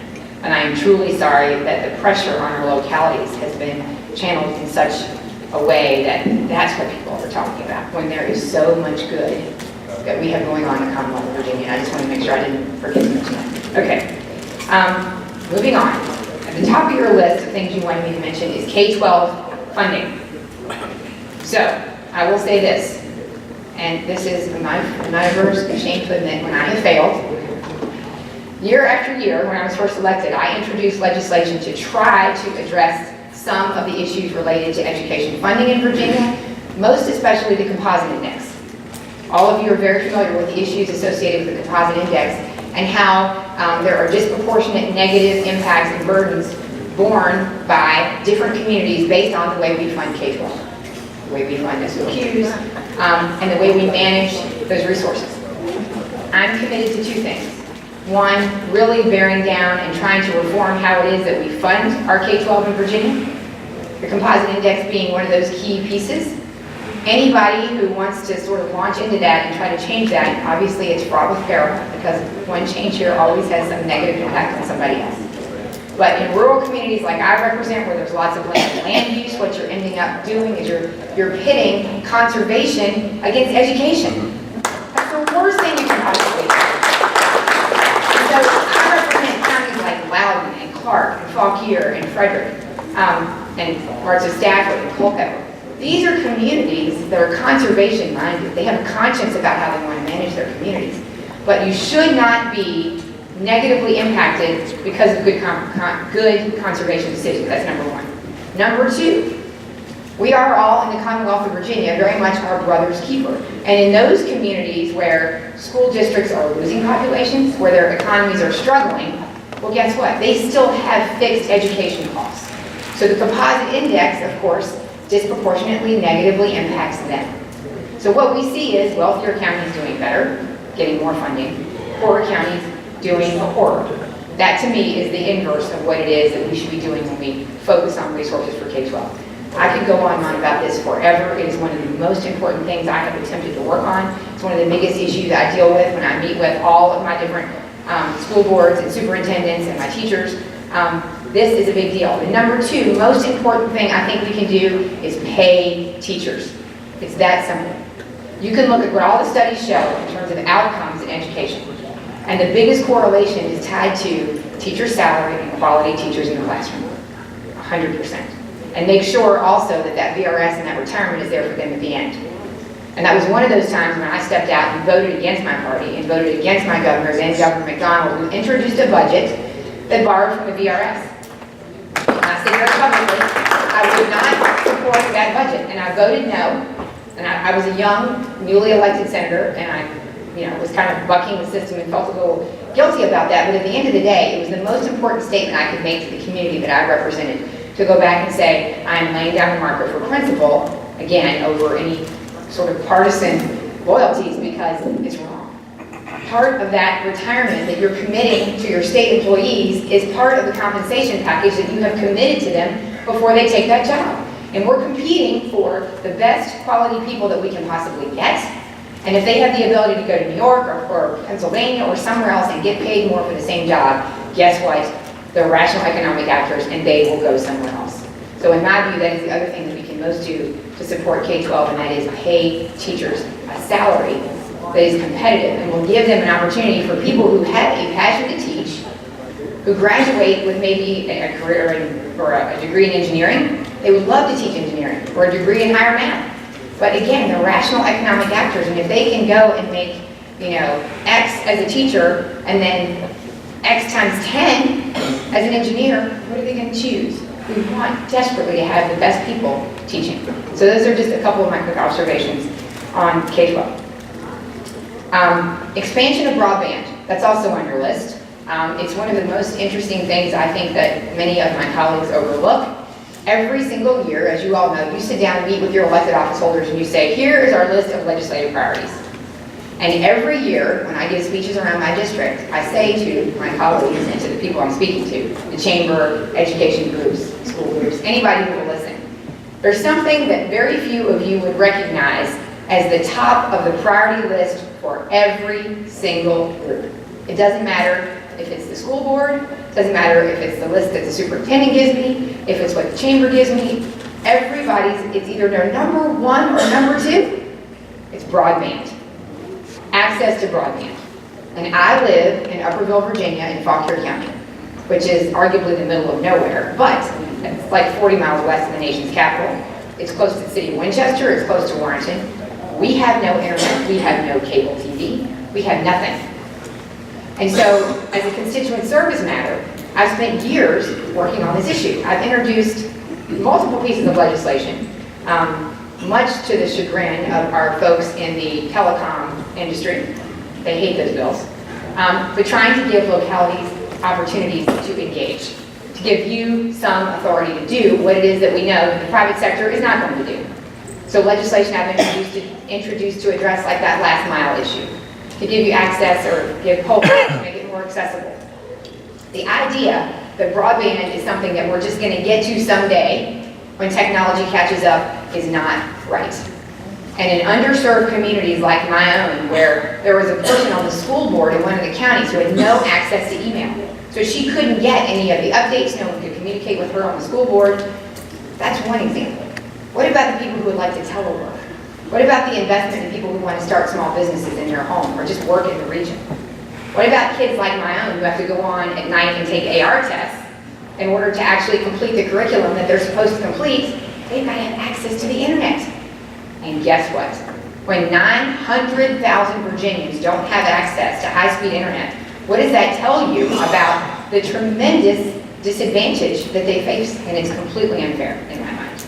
And so we've created all these artificial barriers, or I would say our business has created artificial barriers to allow communities to step up to the plate and fix it. And I would like to think that leveraging the opportunity of being in statewide office with other people who share my vision, that we can move on and step over all those barriers and say, we're doing it.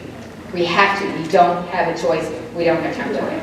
So that's my quick cover on broadband. Your number 3 issue was transportation.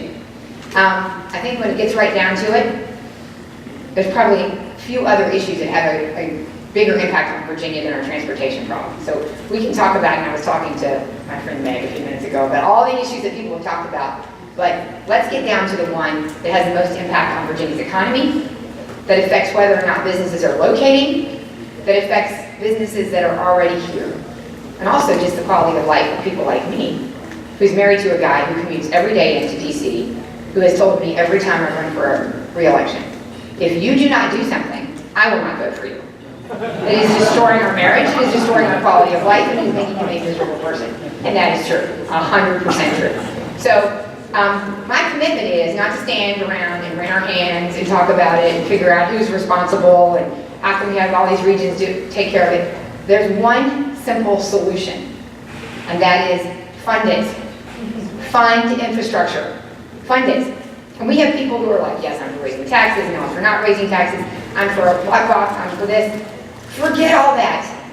Those are just goofy excuses for something we have failed to do. And that is, we have a budget in Virginia. We have priorities.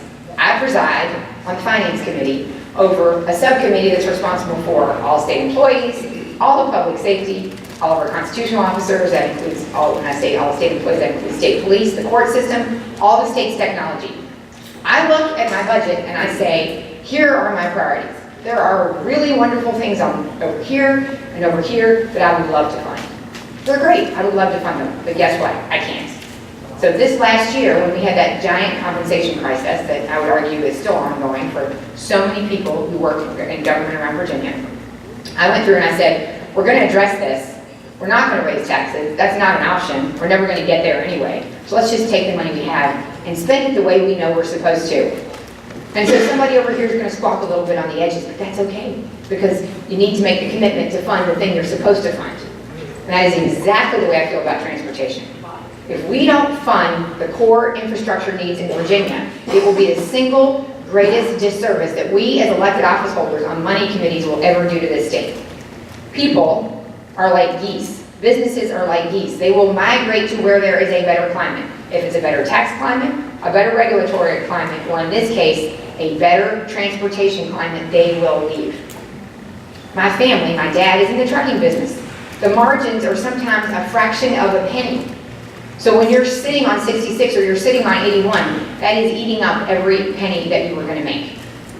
And that's just one example. And people, for the first time ever, and I know many of you know this, more people are leaving Virginia than coming to Virginia. And I would argue that is probably one of the top reasons. They can't afford to locate in a place like Alexandria or Arlington or now anywhere along the 81 corridor or now anywhere along 29 or 64 or 66 because you can't move goods and services and people. Period. And it's creating a real hardship. And when I was just trying to drive to Pulaski, I mean, nobody thinks of Gillespie as a big bottleneck. On Friday, it took me 6 hours to go from Fauquier County, and I think we started out even further south than Fauquier, to go from where we started to Pulaski, because Interstate 81 was literally a parking lot. For hours, we couldn't move. And this has now become the new norm. My mom lived in Harrisonburg. I grew up on 81. I took 81 every 81. When I went to Central High School, I drove on Interstate 81. There were no cars on 81 then. Now you cannot even move because of the truck traffic. We don't make a decision to invest. We are absolutely destroying the future economy of Virginia, and it's that simple. And I don't think that's an overstatement. So, opioids. You all wanted me to mention opioids. I know you hear about this all the time. My views of how to address opioids have differed somewhat from my colleagues in my party, many of them. I don't think you're being soft on crime if you are addressing this as a criminal justice matter. The decision to continue to incarcerate people who are sick is killing us. And the problem is, as somebody who works really closely with our folks in public safety, these issues are really indistinguishable from the issues of mental health, from the issues of access to health care, addiction, all of these issues, which are now killing 4 Virginians a day, and UVA's recent study shows that that's probably grossly underreporting that number even. That who's bearing that burden? Who's paying for it? You are. That's the problem. And now some localities are even deciding, what, we're going to jump ahead of this. We're going to start filing lawsuits on our own because we have no other way to recover this money. And so when you consider that our local sheriff's offices, our local community service boards are completely overwhelmed. But what we've done is we've continued to incarcerate people, and I know lots of other people have talked about this, so I will not dwell on this for too long, but I have introduced legislation time and time again to allow for diversion programs, drug courts, science-based, evidence-based solutions that will actually get people out of jail, which is not where they belong, but into treatment, so that they can be back becoming high-functioning members of society. Thank you. I'm glad one person agreed with me on that. Or maybe one person take it with me. I'm sorry if all the verbal speeches are boring you guys to death, but you asked me to come. You asked me to talk about it. And the issue in my community in the Northern Valley and part of where I live, in fact, I just met with the folks in Fauquier County and the hospital, which was recently bought out by a new hospital, but they have a tremendous foundation that has all this money. And I begged them, please take your foundation resources and invest them in addiction. Doing the things like the McShin Foundation is doing, these peer-based programs that we know work. These are not moral failures. We all talk about this all the time. There's all this shame and nobody wants to talk about it. Addiction has been in my own family. People say, oh, well, there's, that's just weird. She just stays in her bedroom her whole life. No, that's an addiction. That's a disease. That's somebody who desperately needs help and who is terribly sick. And those stories end horribly if you do not intervene and you do not address them and you don't stand up and own it. And we as communities now need to stand up and own this and talk about it. And it doesn't just, it's not just isolated to one socioeconomic community. It's every family. It's every community. When I was at the funeral of Trooper Cullen, I stopped to talk to one of my friends who's in the state police, and he said he had been to a funeral the day before for his brother-in-law who had died of a heroin overdose. And he said there is virtually no family that is not affected by this. So we know it's true. So our commitment now is to do something about it and not fight some of the trends, which are criminal justice reform, getting people out of jail, get people the help they need, get them the same-day services, and put our money where our mouth is. It's, again, one of those issues of making this a priority. And a big, big, big piece of that is not incarcerating people. I cannot say how strongly I feel about that. That's the last place that somebody who's sick needs to be. So that's a little bit on opioids. One comment I'll make about this, if you ever want to have an impactful discussion about this issue, I talked to Sheriff Stalling once and he talked about the fact that he had this population in his jail in Virginia Beach. And he said the tragedy of this population is they are terribly, terribly sick. And they have a 100% recidivism rate. And I served on this year-long commission, and it was really, you'd leave these meetings and you would just be heartbroken. You would think it's a tragedy that people aren't paying attention to this issue. And he said, I've gone to the state of Virginia and said, I will give you the $1 million in my budget that I have that I'm going to spend, but I'm not spending it in the way that's most efficient. I'll give you this money if you will do it. And the state of Virginia said, you know what, we don't really have the resources. We're not able to do it to help you.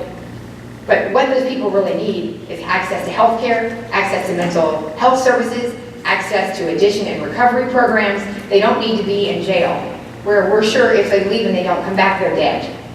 And that is a sin for me to sit back and say, that's okay, it's not okay. So, workforce development. This gets more boring as we go, doesn't it? Number 5 issue on your list is you wanted me to mention workforce development. You hear a lot about this now, because when I was growing up, career and technical education, we had a school right where I went, Triplet Tech. Very few people who graduated from Central High School with me went on to college. They went on and they had career and technical training.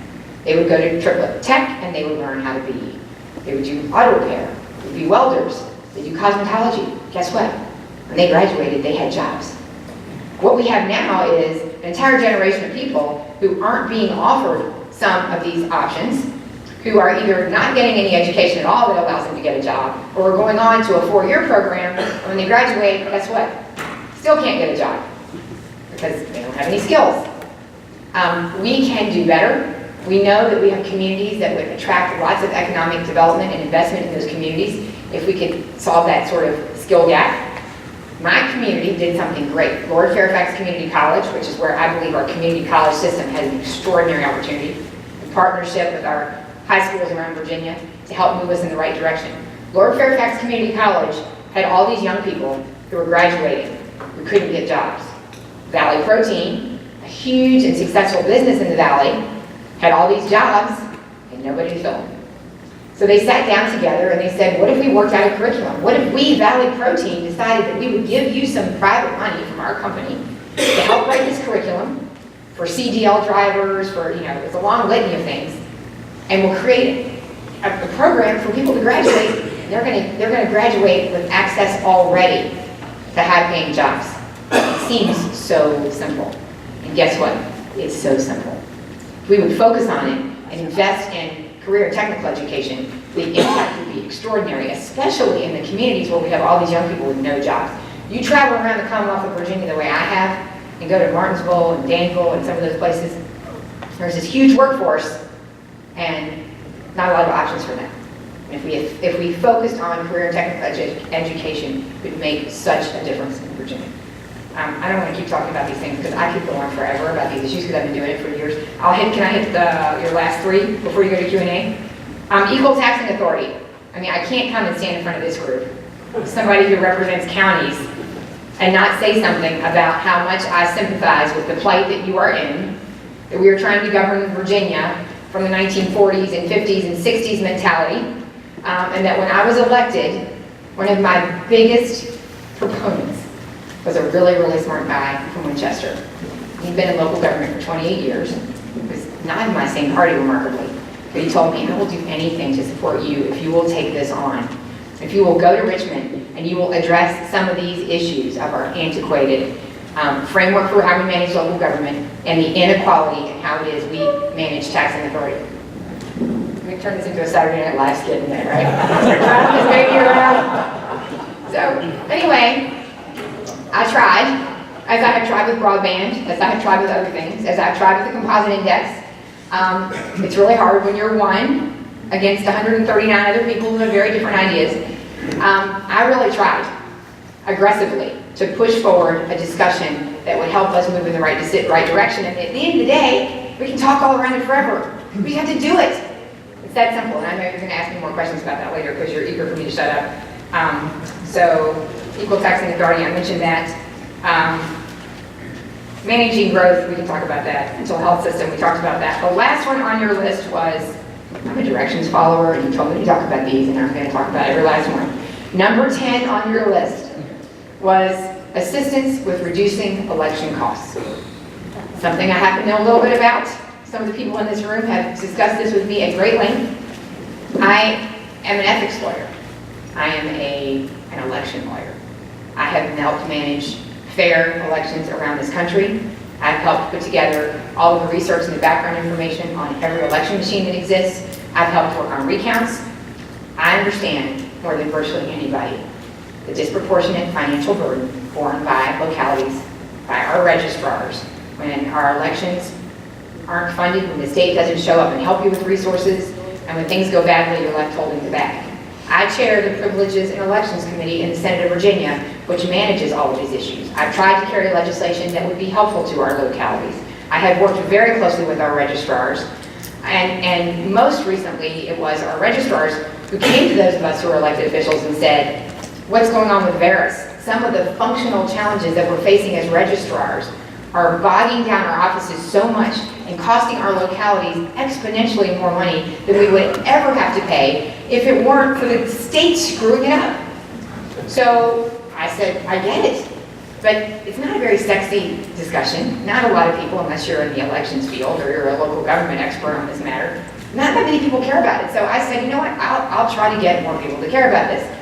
We called a joint committee of the P&E, House and Senate, that I presided over Now, I'm sure if you remember the public and you watch this, it was like watching paint dry, but for me, it was like riveting. I live for this stuff. We had all the registrars come from around the state, those who were bold enough to come and say their piece and talk about what was happening, and talk about mostly, and it's not about finger pointing, it's not about blame, it's not about this governor or that governor.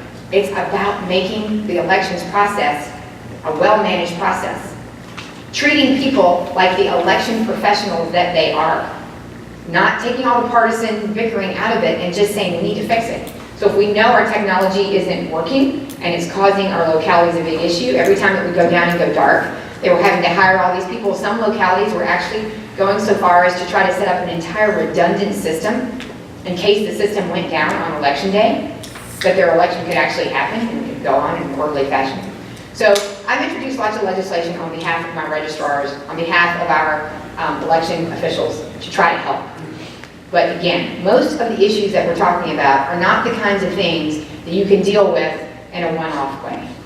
Election reform, creating a process where, honestly, new technologies, the ability to streamline the process, things like early voting, getting more people in earlier in a simpler way. I mean, not a lot of people, I got a lot of heat for putting that bill in, but I think it's the right thing to do. All those are tremendous cost-saving measures that we should capture.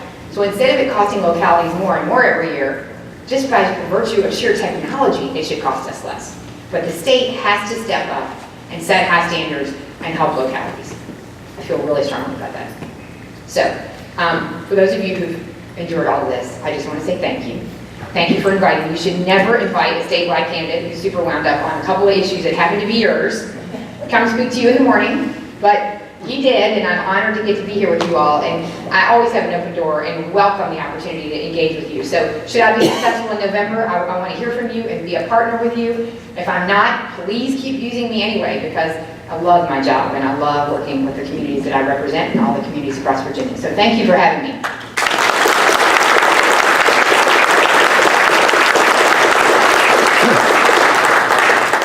Senator, we thank you for your remarks.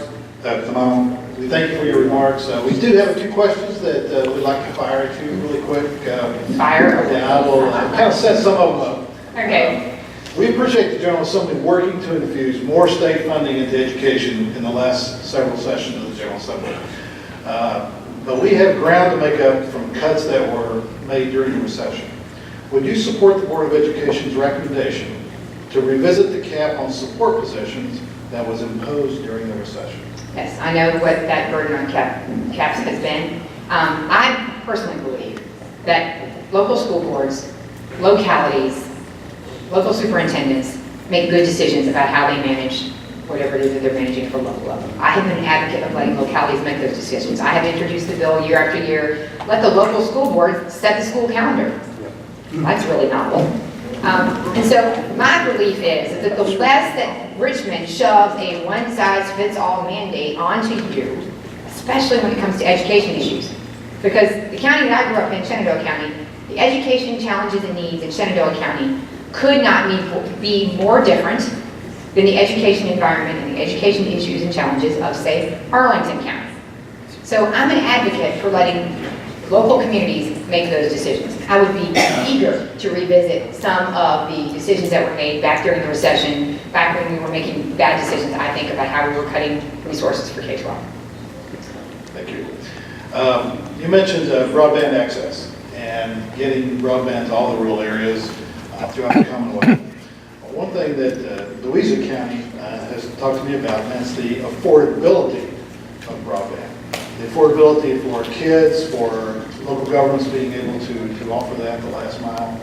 Would you be interested in working with us in creating a modernization of the telecommunications tax or communication sales and use tax to create a fund, a state fund, that would allow localities to dip into that, to provide that access, or school districts, or for economic development, or for workforce development? Well, this speaks volumes in my mind to how our failure to go back and really address how it is we fund local government, how it is we manage our taxes and our tax structure, and where it is we're putting our tax dollars. This is a perfect example.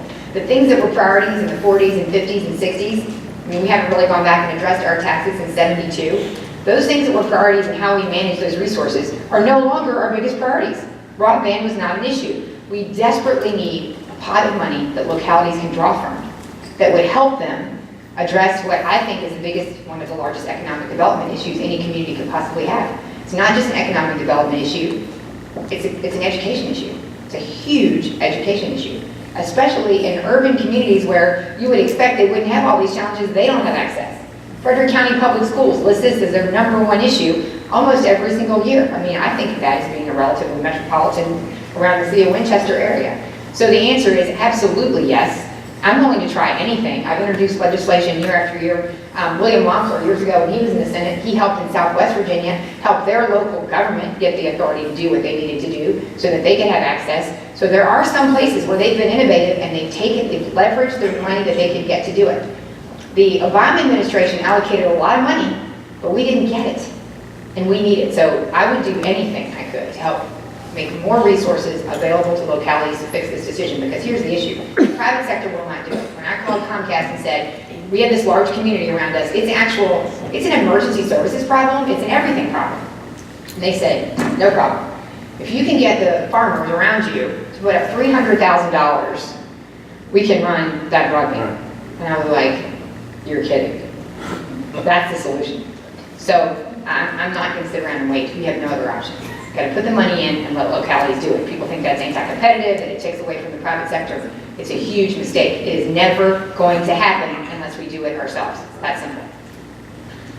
Bear with me just a minute while I set this next question up. This is from Fairfax. As you know, legislation that you may put in or you may sponsor, it takes years, year after year after year, of putting this legislation in to educate. In favor in my case sometimes. To educate your General Assembly members on what the importance of this legislation is. Right. We at the local level, we do the same thing for years, for a year on end too, years on end. One of the issues that we have done in some localities is mills tax. And as you well know. You guys hate me on my Well, you meal sponsored tax. you sponsored a bill that prevents local governments that have put the question of mills tax to a referendum from posing that question again.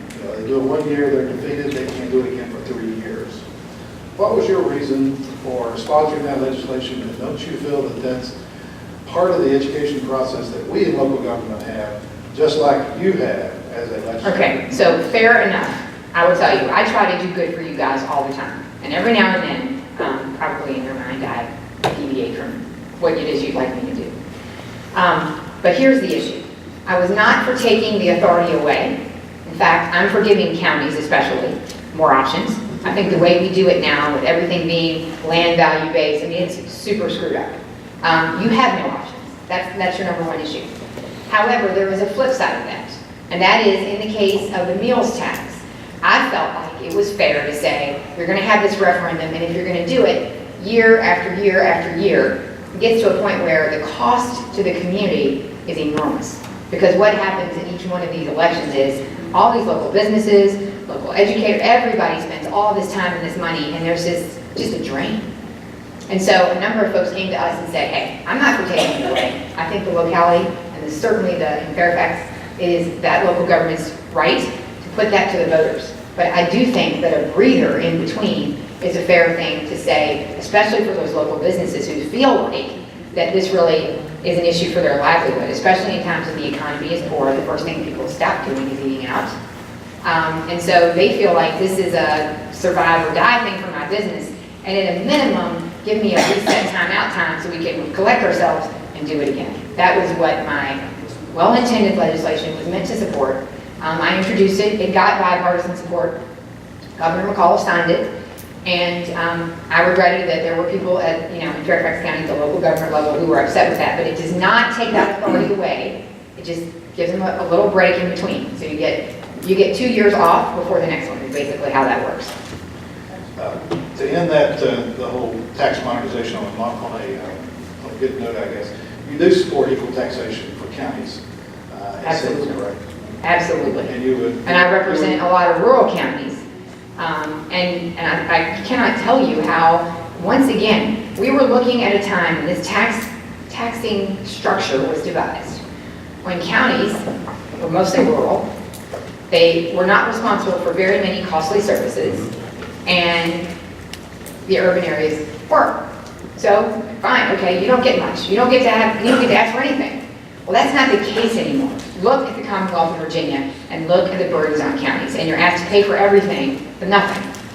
And the Commonwealth of Virginia is doing less and less to support counties, making fewer and fewer resources available. And so what are you going to do? And the reality is that the property tax base can only sustain so much, especially in counties.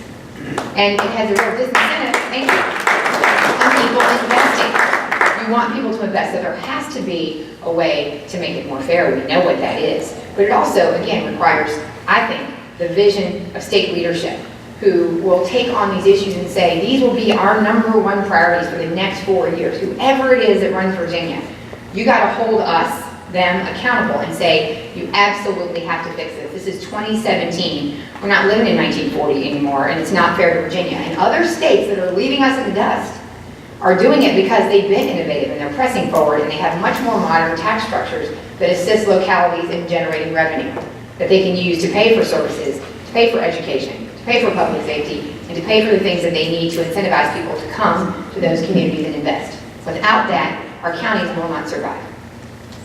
Can I change gears 1 second? Absolutely, you're in charge. You can do whatever you To want. election equipment. Yes. As chair of P&E and also as a member of Senate Finance, we are just in your position. You will learn, I guess, that the state right now is in the process of decertifying some DRE machines, which is voting equipment.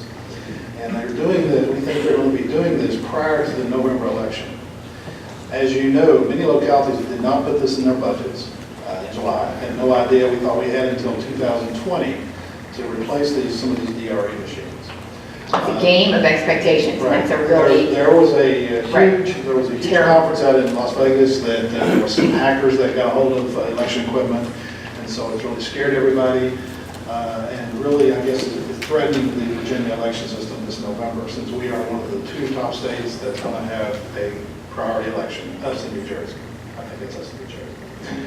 So that being said, knowing that you're on finance and on chair of P&E, we know that we're going to be under the gun to replace this equipment, and we're going to have to expend dollars or lease equipment during this upcoming election. Would you And be it's money that supportive? you don't have. That is And you correct. didn't put in your budget, and here's the other thing most of my colleagues don't know. If you're not in the election law sphere, once that HAVA money goes away, because a lot of people have been living on that HAVA money, when that's gone, there ain't no more money. So the Commonwealth of Virginia has to step up and do something my question. to assist with those resources. Well, because it was a planning issue. It's like anything that we do. We give you a budget, there's a 2-year budget for a reason. Localities make decisions based on the decisions that the state makes in our budget process.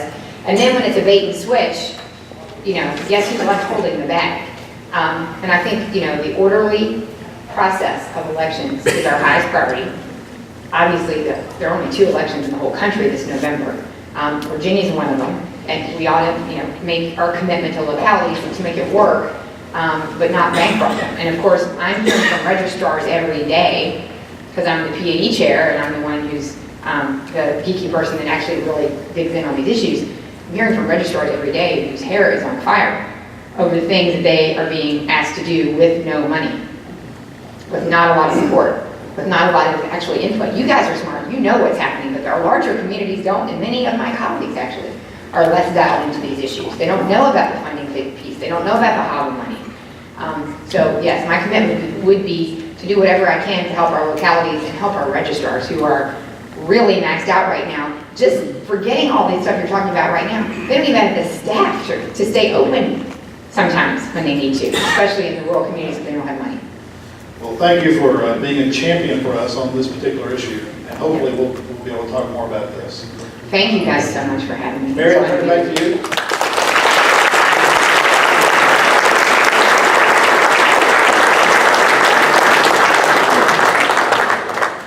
Let's give a round of applause again to everybody.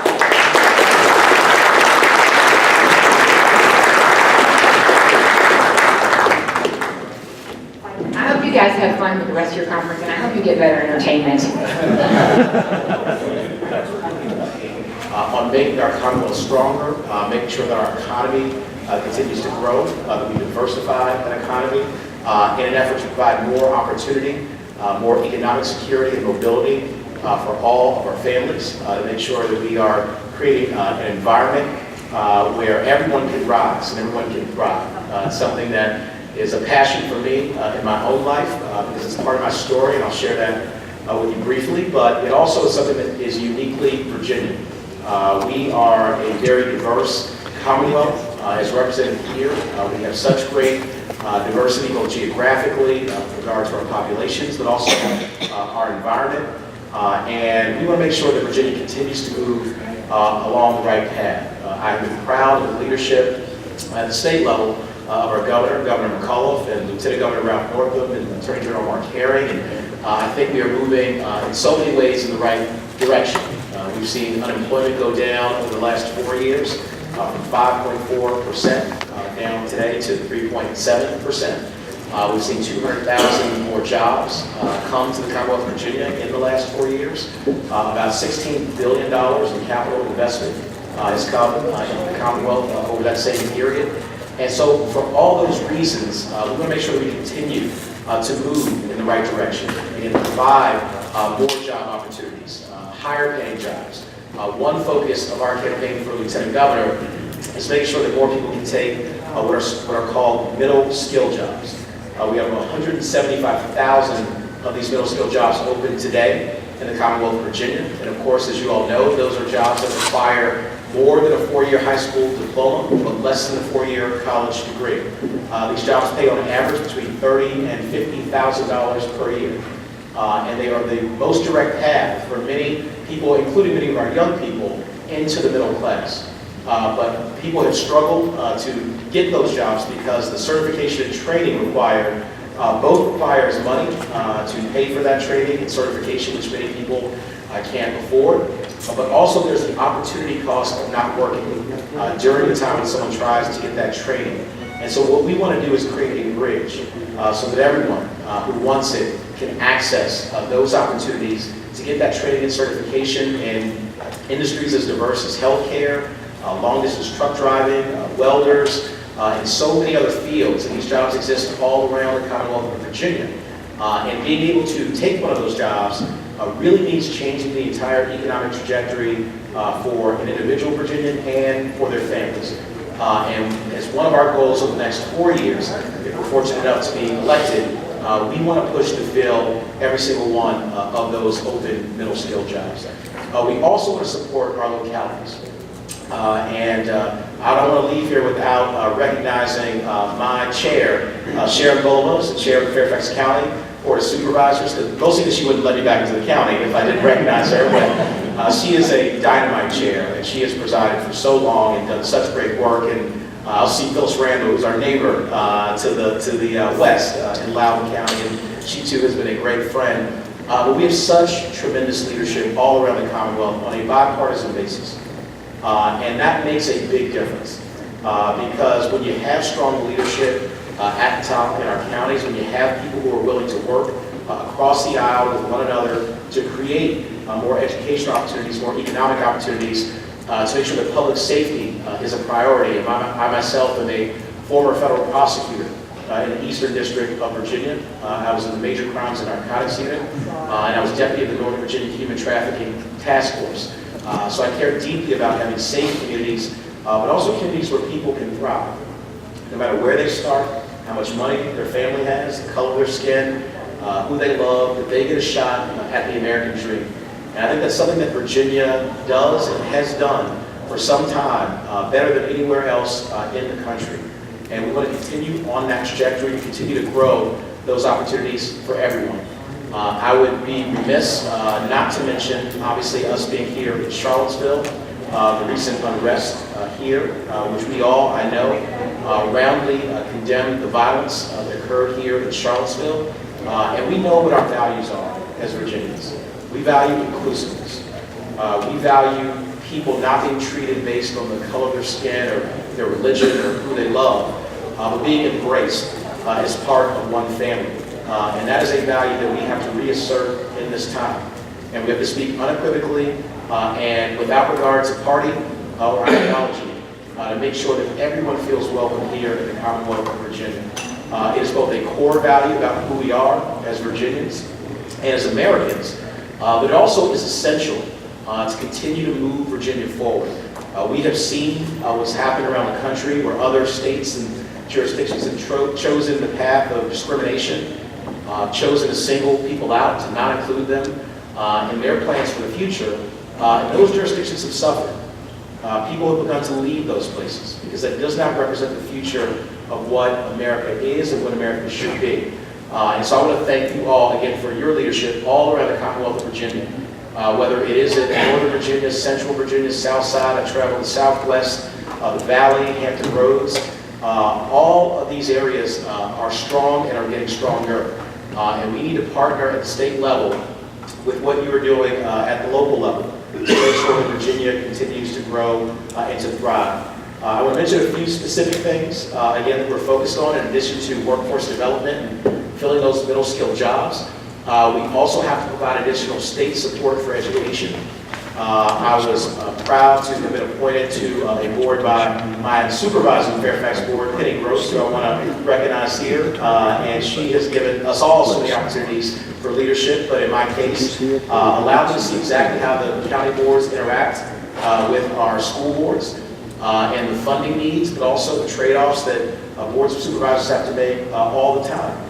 But the state also needs to step up in terms of its commitment to our localities to help fill in some of the gaps that you all experience every day. I know how tough these budgetary decisions are, but it is essential that we continue to fund at the appropriate levels our educational system because our schools drive economic growth and they also drive opportunity. If you can get a high quality education no matter where you live in the Commonwealth of Virginia, you have a true shot at the American dream, and that's something we have to keep alive. Also, I mentioned public safety.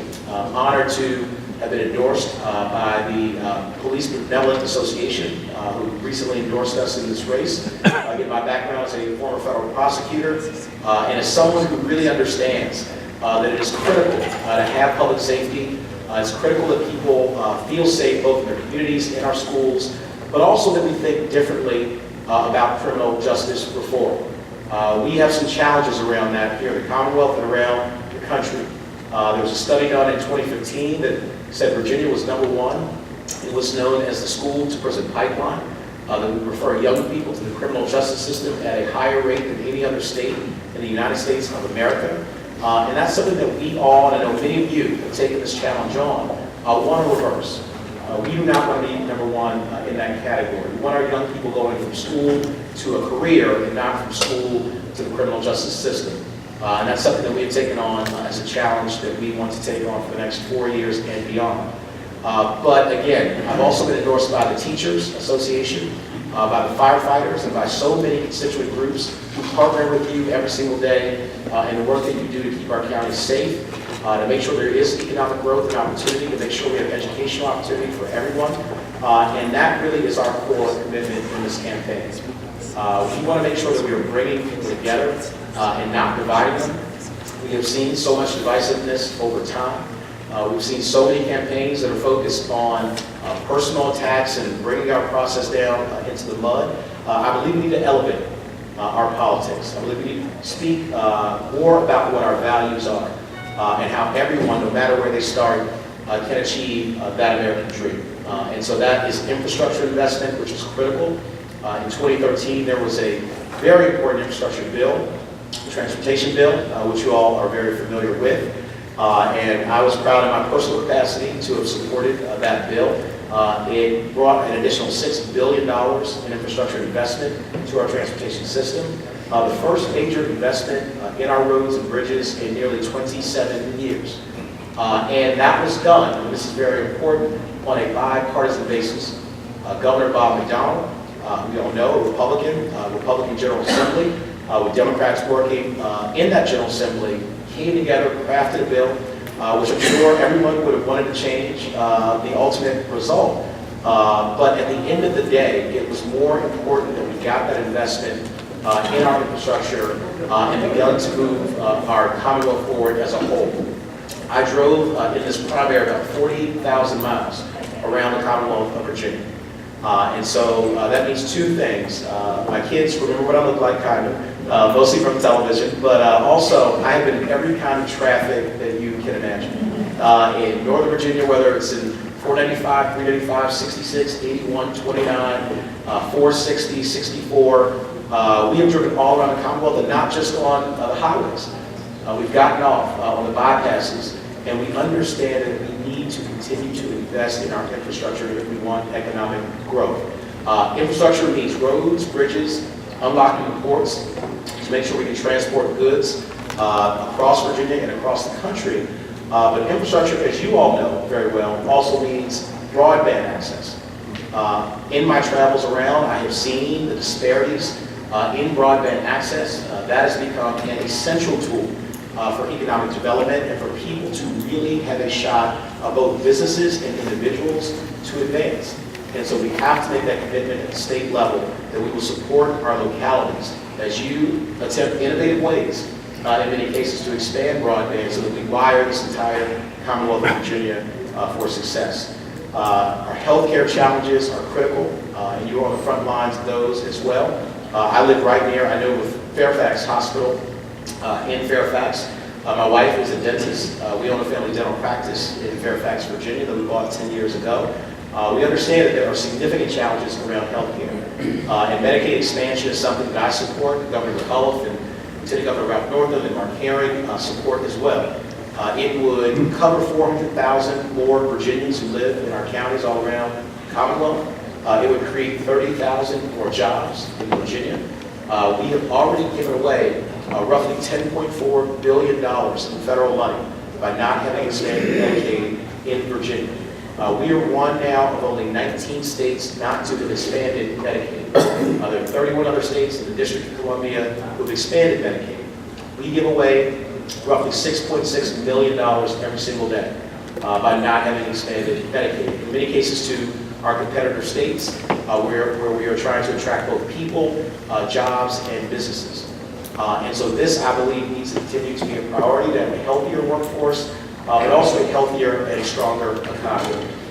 So whether it is healthcare, public safety, education investment, infrastructure investment, I believe that to bring Virginia to the next level, to continue the progress that we have made over the last 4 years, we have to have that commitment from the state level to our localities and the work that you do every single day to support what you are doing, to invest those dollars, to make sure that we're thinking about the future and not just about immediate short-term political goals. And so with that, I want to take 1 minute and share my story, and then I'm happy to open it up. I believe there may be some Q&A. As some of you may know, I was actually born in Pittsburgh, Pennsylvania. I came to be raised in Washington, D.C. When I was about 5 years old. My parents got divorced. I'm very close to both of them, but as we know, life happens. And what that meant was that my mother, who had 4 kids, at the time, I was the youngest of those 4, had to find a place to start over. And for us, fortunately, that place was with my late maternal grandparents in Washington, D.C., 2 of the best people I have ever known. My grandfather was a postal worker for 45 years, a World War II veteran, and a Howard University graduate. My grandmother also was a Howard University graduate. She was a nurse for 40 years at Freedman's Hospital in Washington, D.C. And in the mid-1980s, when their oldest child, who was my mom, came knocking on their door saying she needed a place to start over, they did something really incredible, and they took all 5 of us into their home, a tiny row home in Northeast Washington, D.C. And that single act of love and courage really changed the entire trajectory of our lives. My mom was a pharmacist, was able to work. Do you all remember People's Drug? Sure. Okay, very good. The young kids don't remember People's Drug. So CVS Pharmacy. She worked at People's, saved up enough money to buy the home right across the street from my grandparents. They lived at number 14. My mom bought number 9. And that is the house where she still lives today, nearly 30 years later. And with the help of so many people, our neighbors and church, our community, just like the people you represent, my mom was able to send all 4 of her children to college and 2 of us to law school, starting from that place where we didn't know what tomorrow would bring. And that is why I myself am so passionate about public service and giving other people the same shot in life that we were fortunate to have. What I've said is that what people gave us to make that fairly improbable story possible is they gave us something I like to call spiritual wealth. We did not have a lot of money, but we had faith, and we had hope and optimism and a high-quality education and opportunity. And what I believe to my core is that when someone gives you that kind of spiritual wealth in your life, you then have a spiritual debt that you must repay. And the way that you repay that is you go out and you fight and you make that story possible for more people. So it's what you all do every single day. When you educate a child, when you get someone a job or a higher paying job, when you get them access to community college, when you help develop a new community where people can live, you are creating those kinds of opportunities that give other people spiritual wealth that repay that spiritual debt that I believe we all have.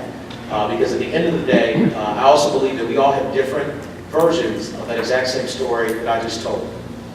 In our own lives, we substitute out my grandparents for an aunt, an uncle, a coach, a teacher, a pastor, a public servant, someone who came along in our lives and gave us that same shot and that same opportunity. We all have been given that kind of spiritual wealth. In Virginia, in my view, represents the best of what's possible in terms of our civic engagement, in terms of our communities, and making sure that everyone gets a chance to rise. And so thank you all so much again for this opportunity. We'll be honored to earn your support on November 7th in our election, which is in 77 days. I'm not counting at all. But I want to thank you all again for the work that you do every single day to make this Commonwealth the best state in the entire country. So God bless you all. Happy everyone.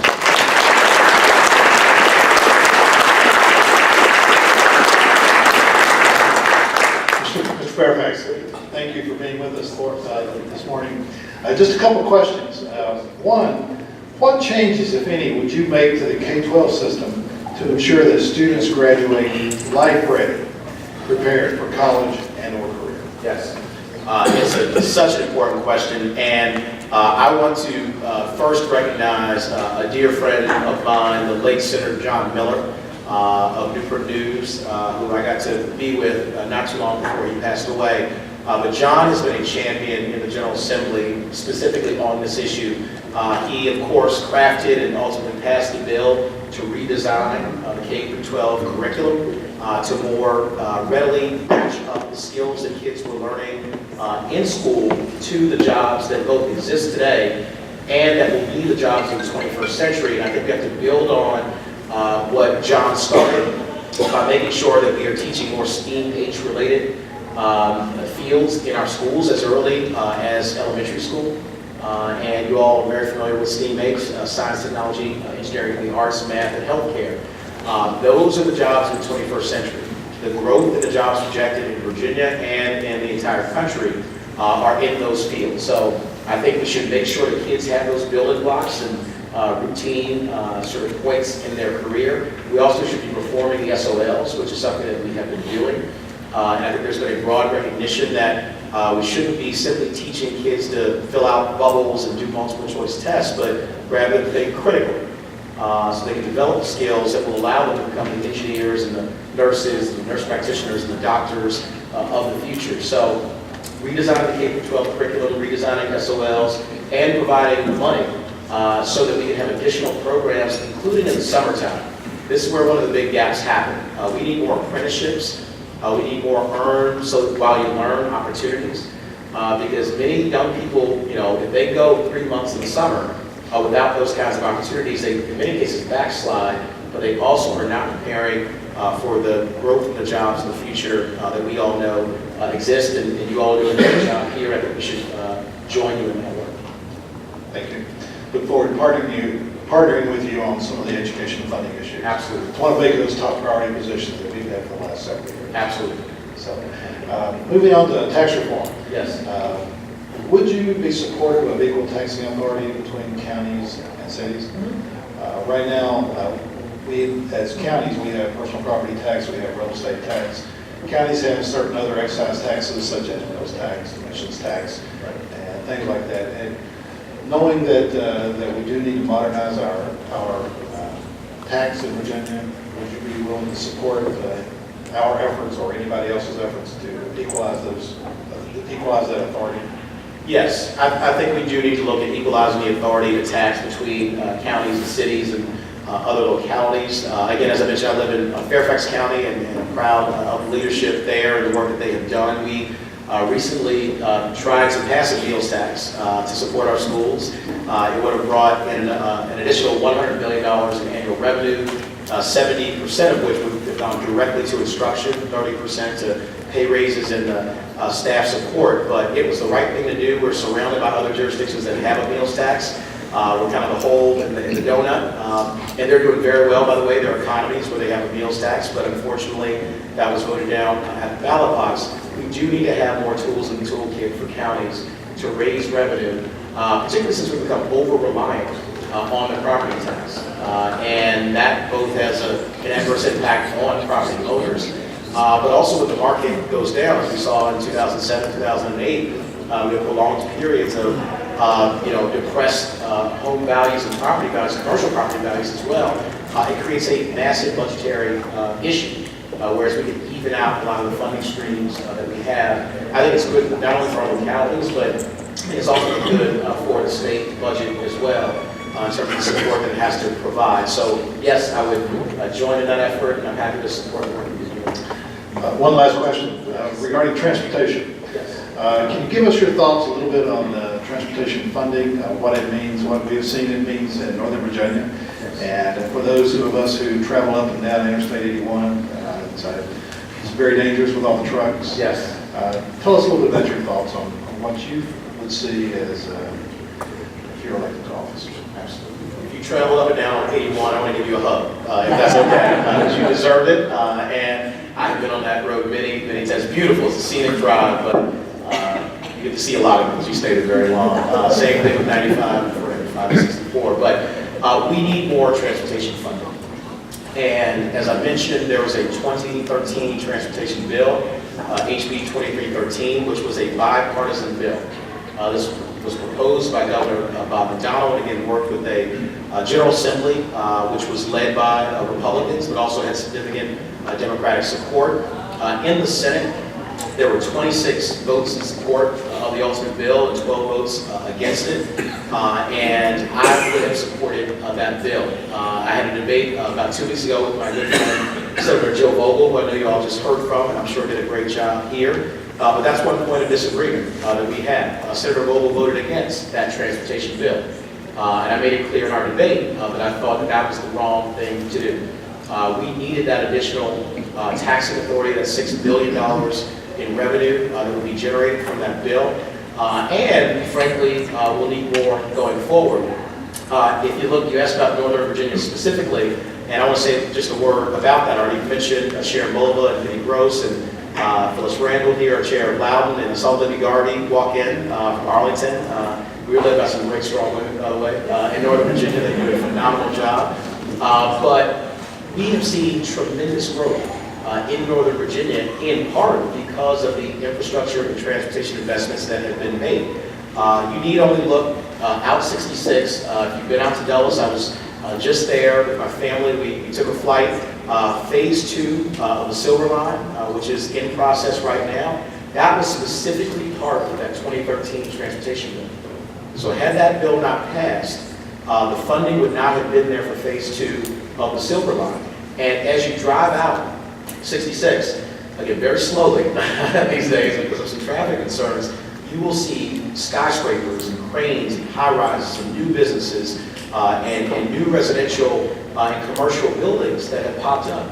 There is tremendous economic development that's being driven by our investments in transportation infrastructure, and that's just in one area.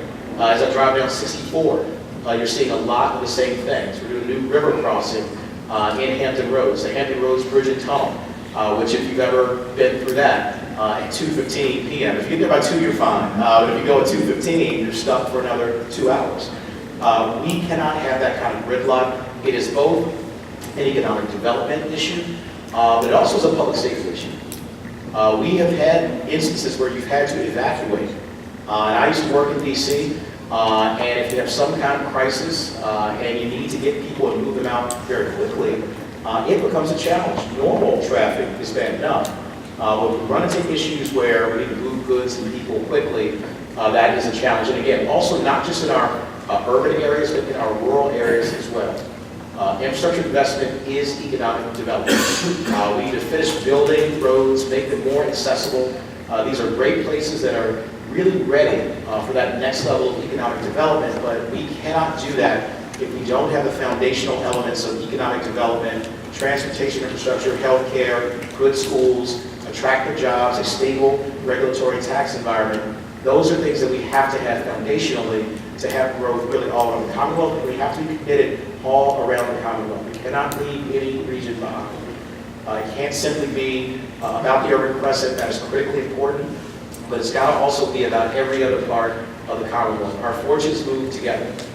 We have seen that from the numbers, but we also know that in our hearts, is that we cannot leave any region, any community, any person behind in Virginia. So those are things that I'd be committed to doing, and my door would always be open. And I'm very grateful again for the work that you all do every single day. You have been champions here in Virginia. You have helped create an environment where we can have the kind of growth that we've seen, but it will take a strong partnership for us to continue that success that we've had over the last 4 years.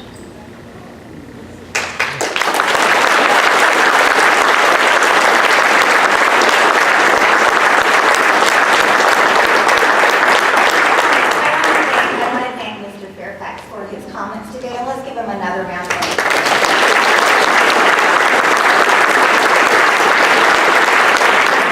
And will be retiring at the end of September. And we'll miss Larry. Larry has been a fixture within all VACo events for a number of years. And I just wanted to recognize Larry.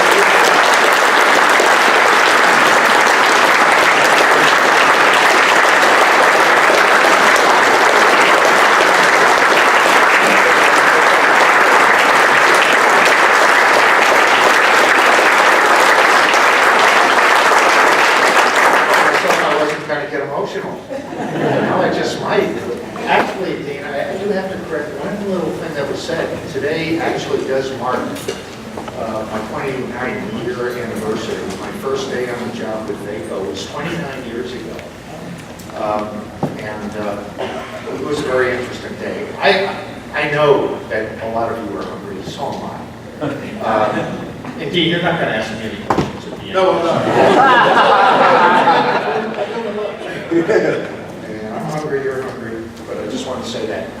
I'm going to make this brief, because I know that you've heard a lot of speeches today, but I appreciate this opportunity because I've always wanted to stand in front of as many of you as possible, and this is my opportunity to do it, to say to you how highly I think of just all of you who do the kind of work you do. It has been a pleasure and a privilege and an honor to represent you over the last 29 years. And I mean that very sincerely, your public servants.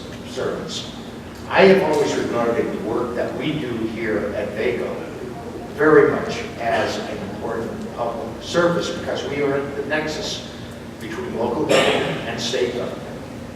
And the better that we can do your job, do this job on your behalf, the more effectively that you can serve your constituents at the local level, and the better Commonwealth that we have as a result of that. And that has always been a very important part of what we do here. So as I said, it has been a privilege to serve you, and again, I want to say thank you to so many of you who have become friends of mine, who have been co-workers of mine, team members of mine, and I want you to know that so much has changed at the Virginia Association of Counties since I started working here 29 years ago. We have been developed into a very strong organization. We've done that through your cooperation and teamwork between those of us who are members of the VACo team and you who are volunteers with the association. Through our efforts, I think we have become very strong. And I will say that it's time for folks who are about my age to start moving on and doing other things. The staff, I see somebody about my age starting to take exception to what I say. Sorry. But you have assembled now a very strong team to represent you. A group of people who I have been very proud to work with and who are going to, again, serve you very effectively over the next few years. And I just want to thank them for all of their support. I want to thank many of you for so many of the nice comments that I've heard leading up to this moment. I hope after our steering committee meetings this afternoon that will continue. But in any event, that's all I want to say. Thank you. This is not the last of it. I hope to be visiting with you again. Thank you so much.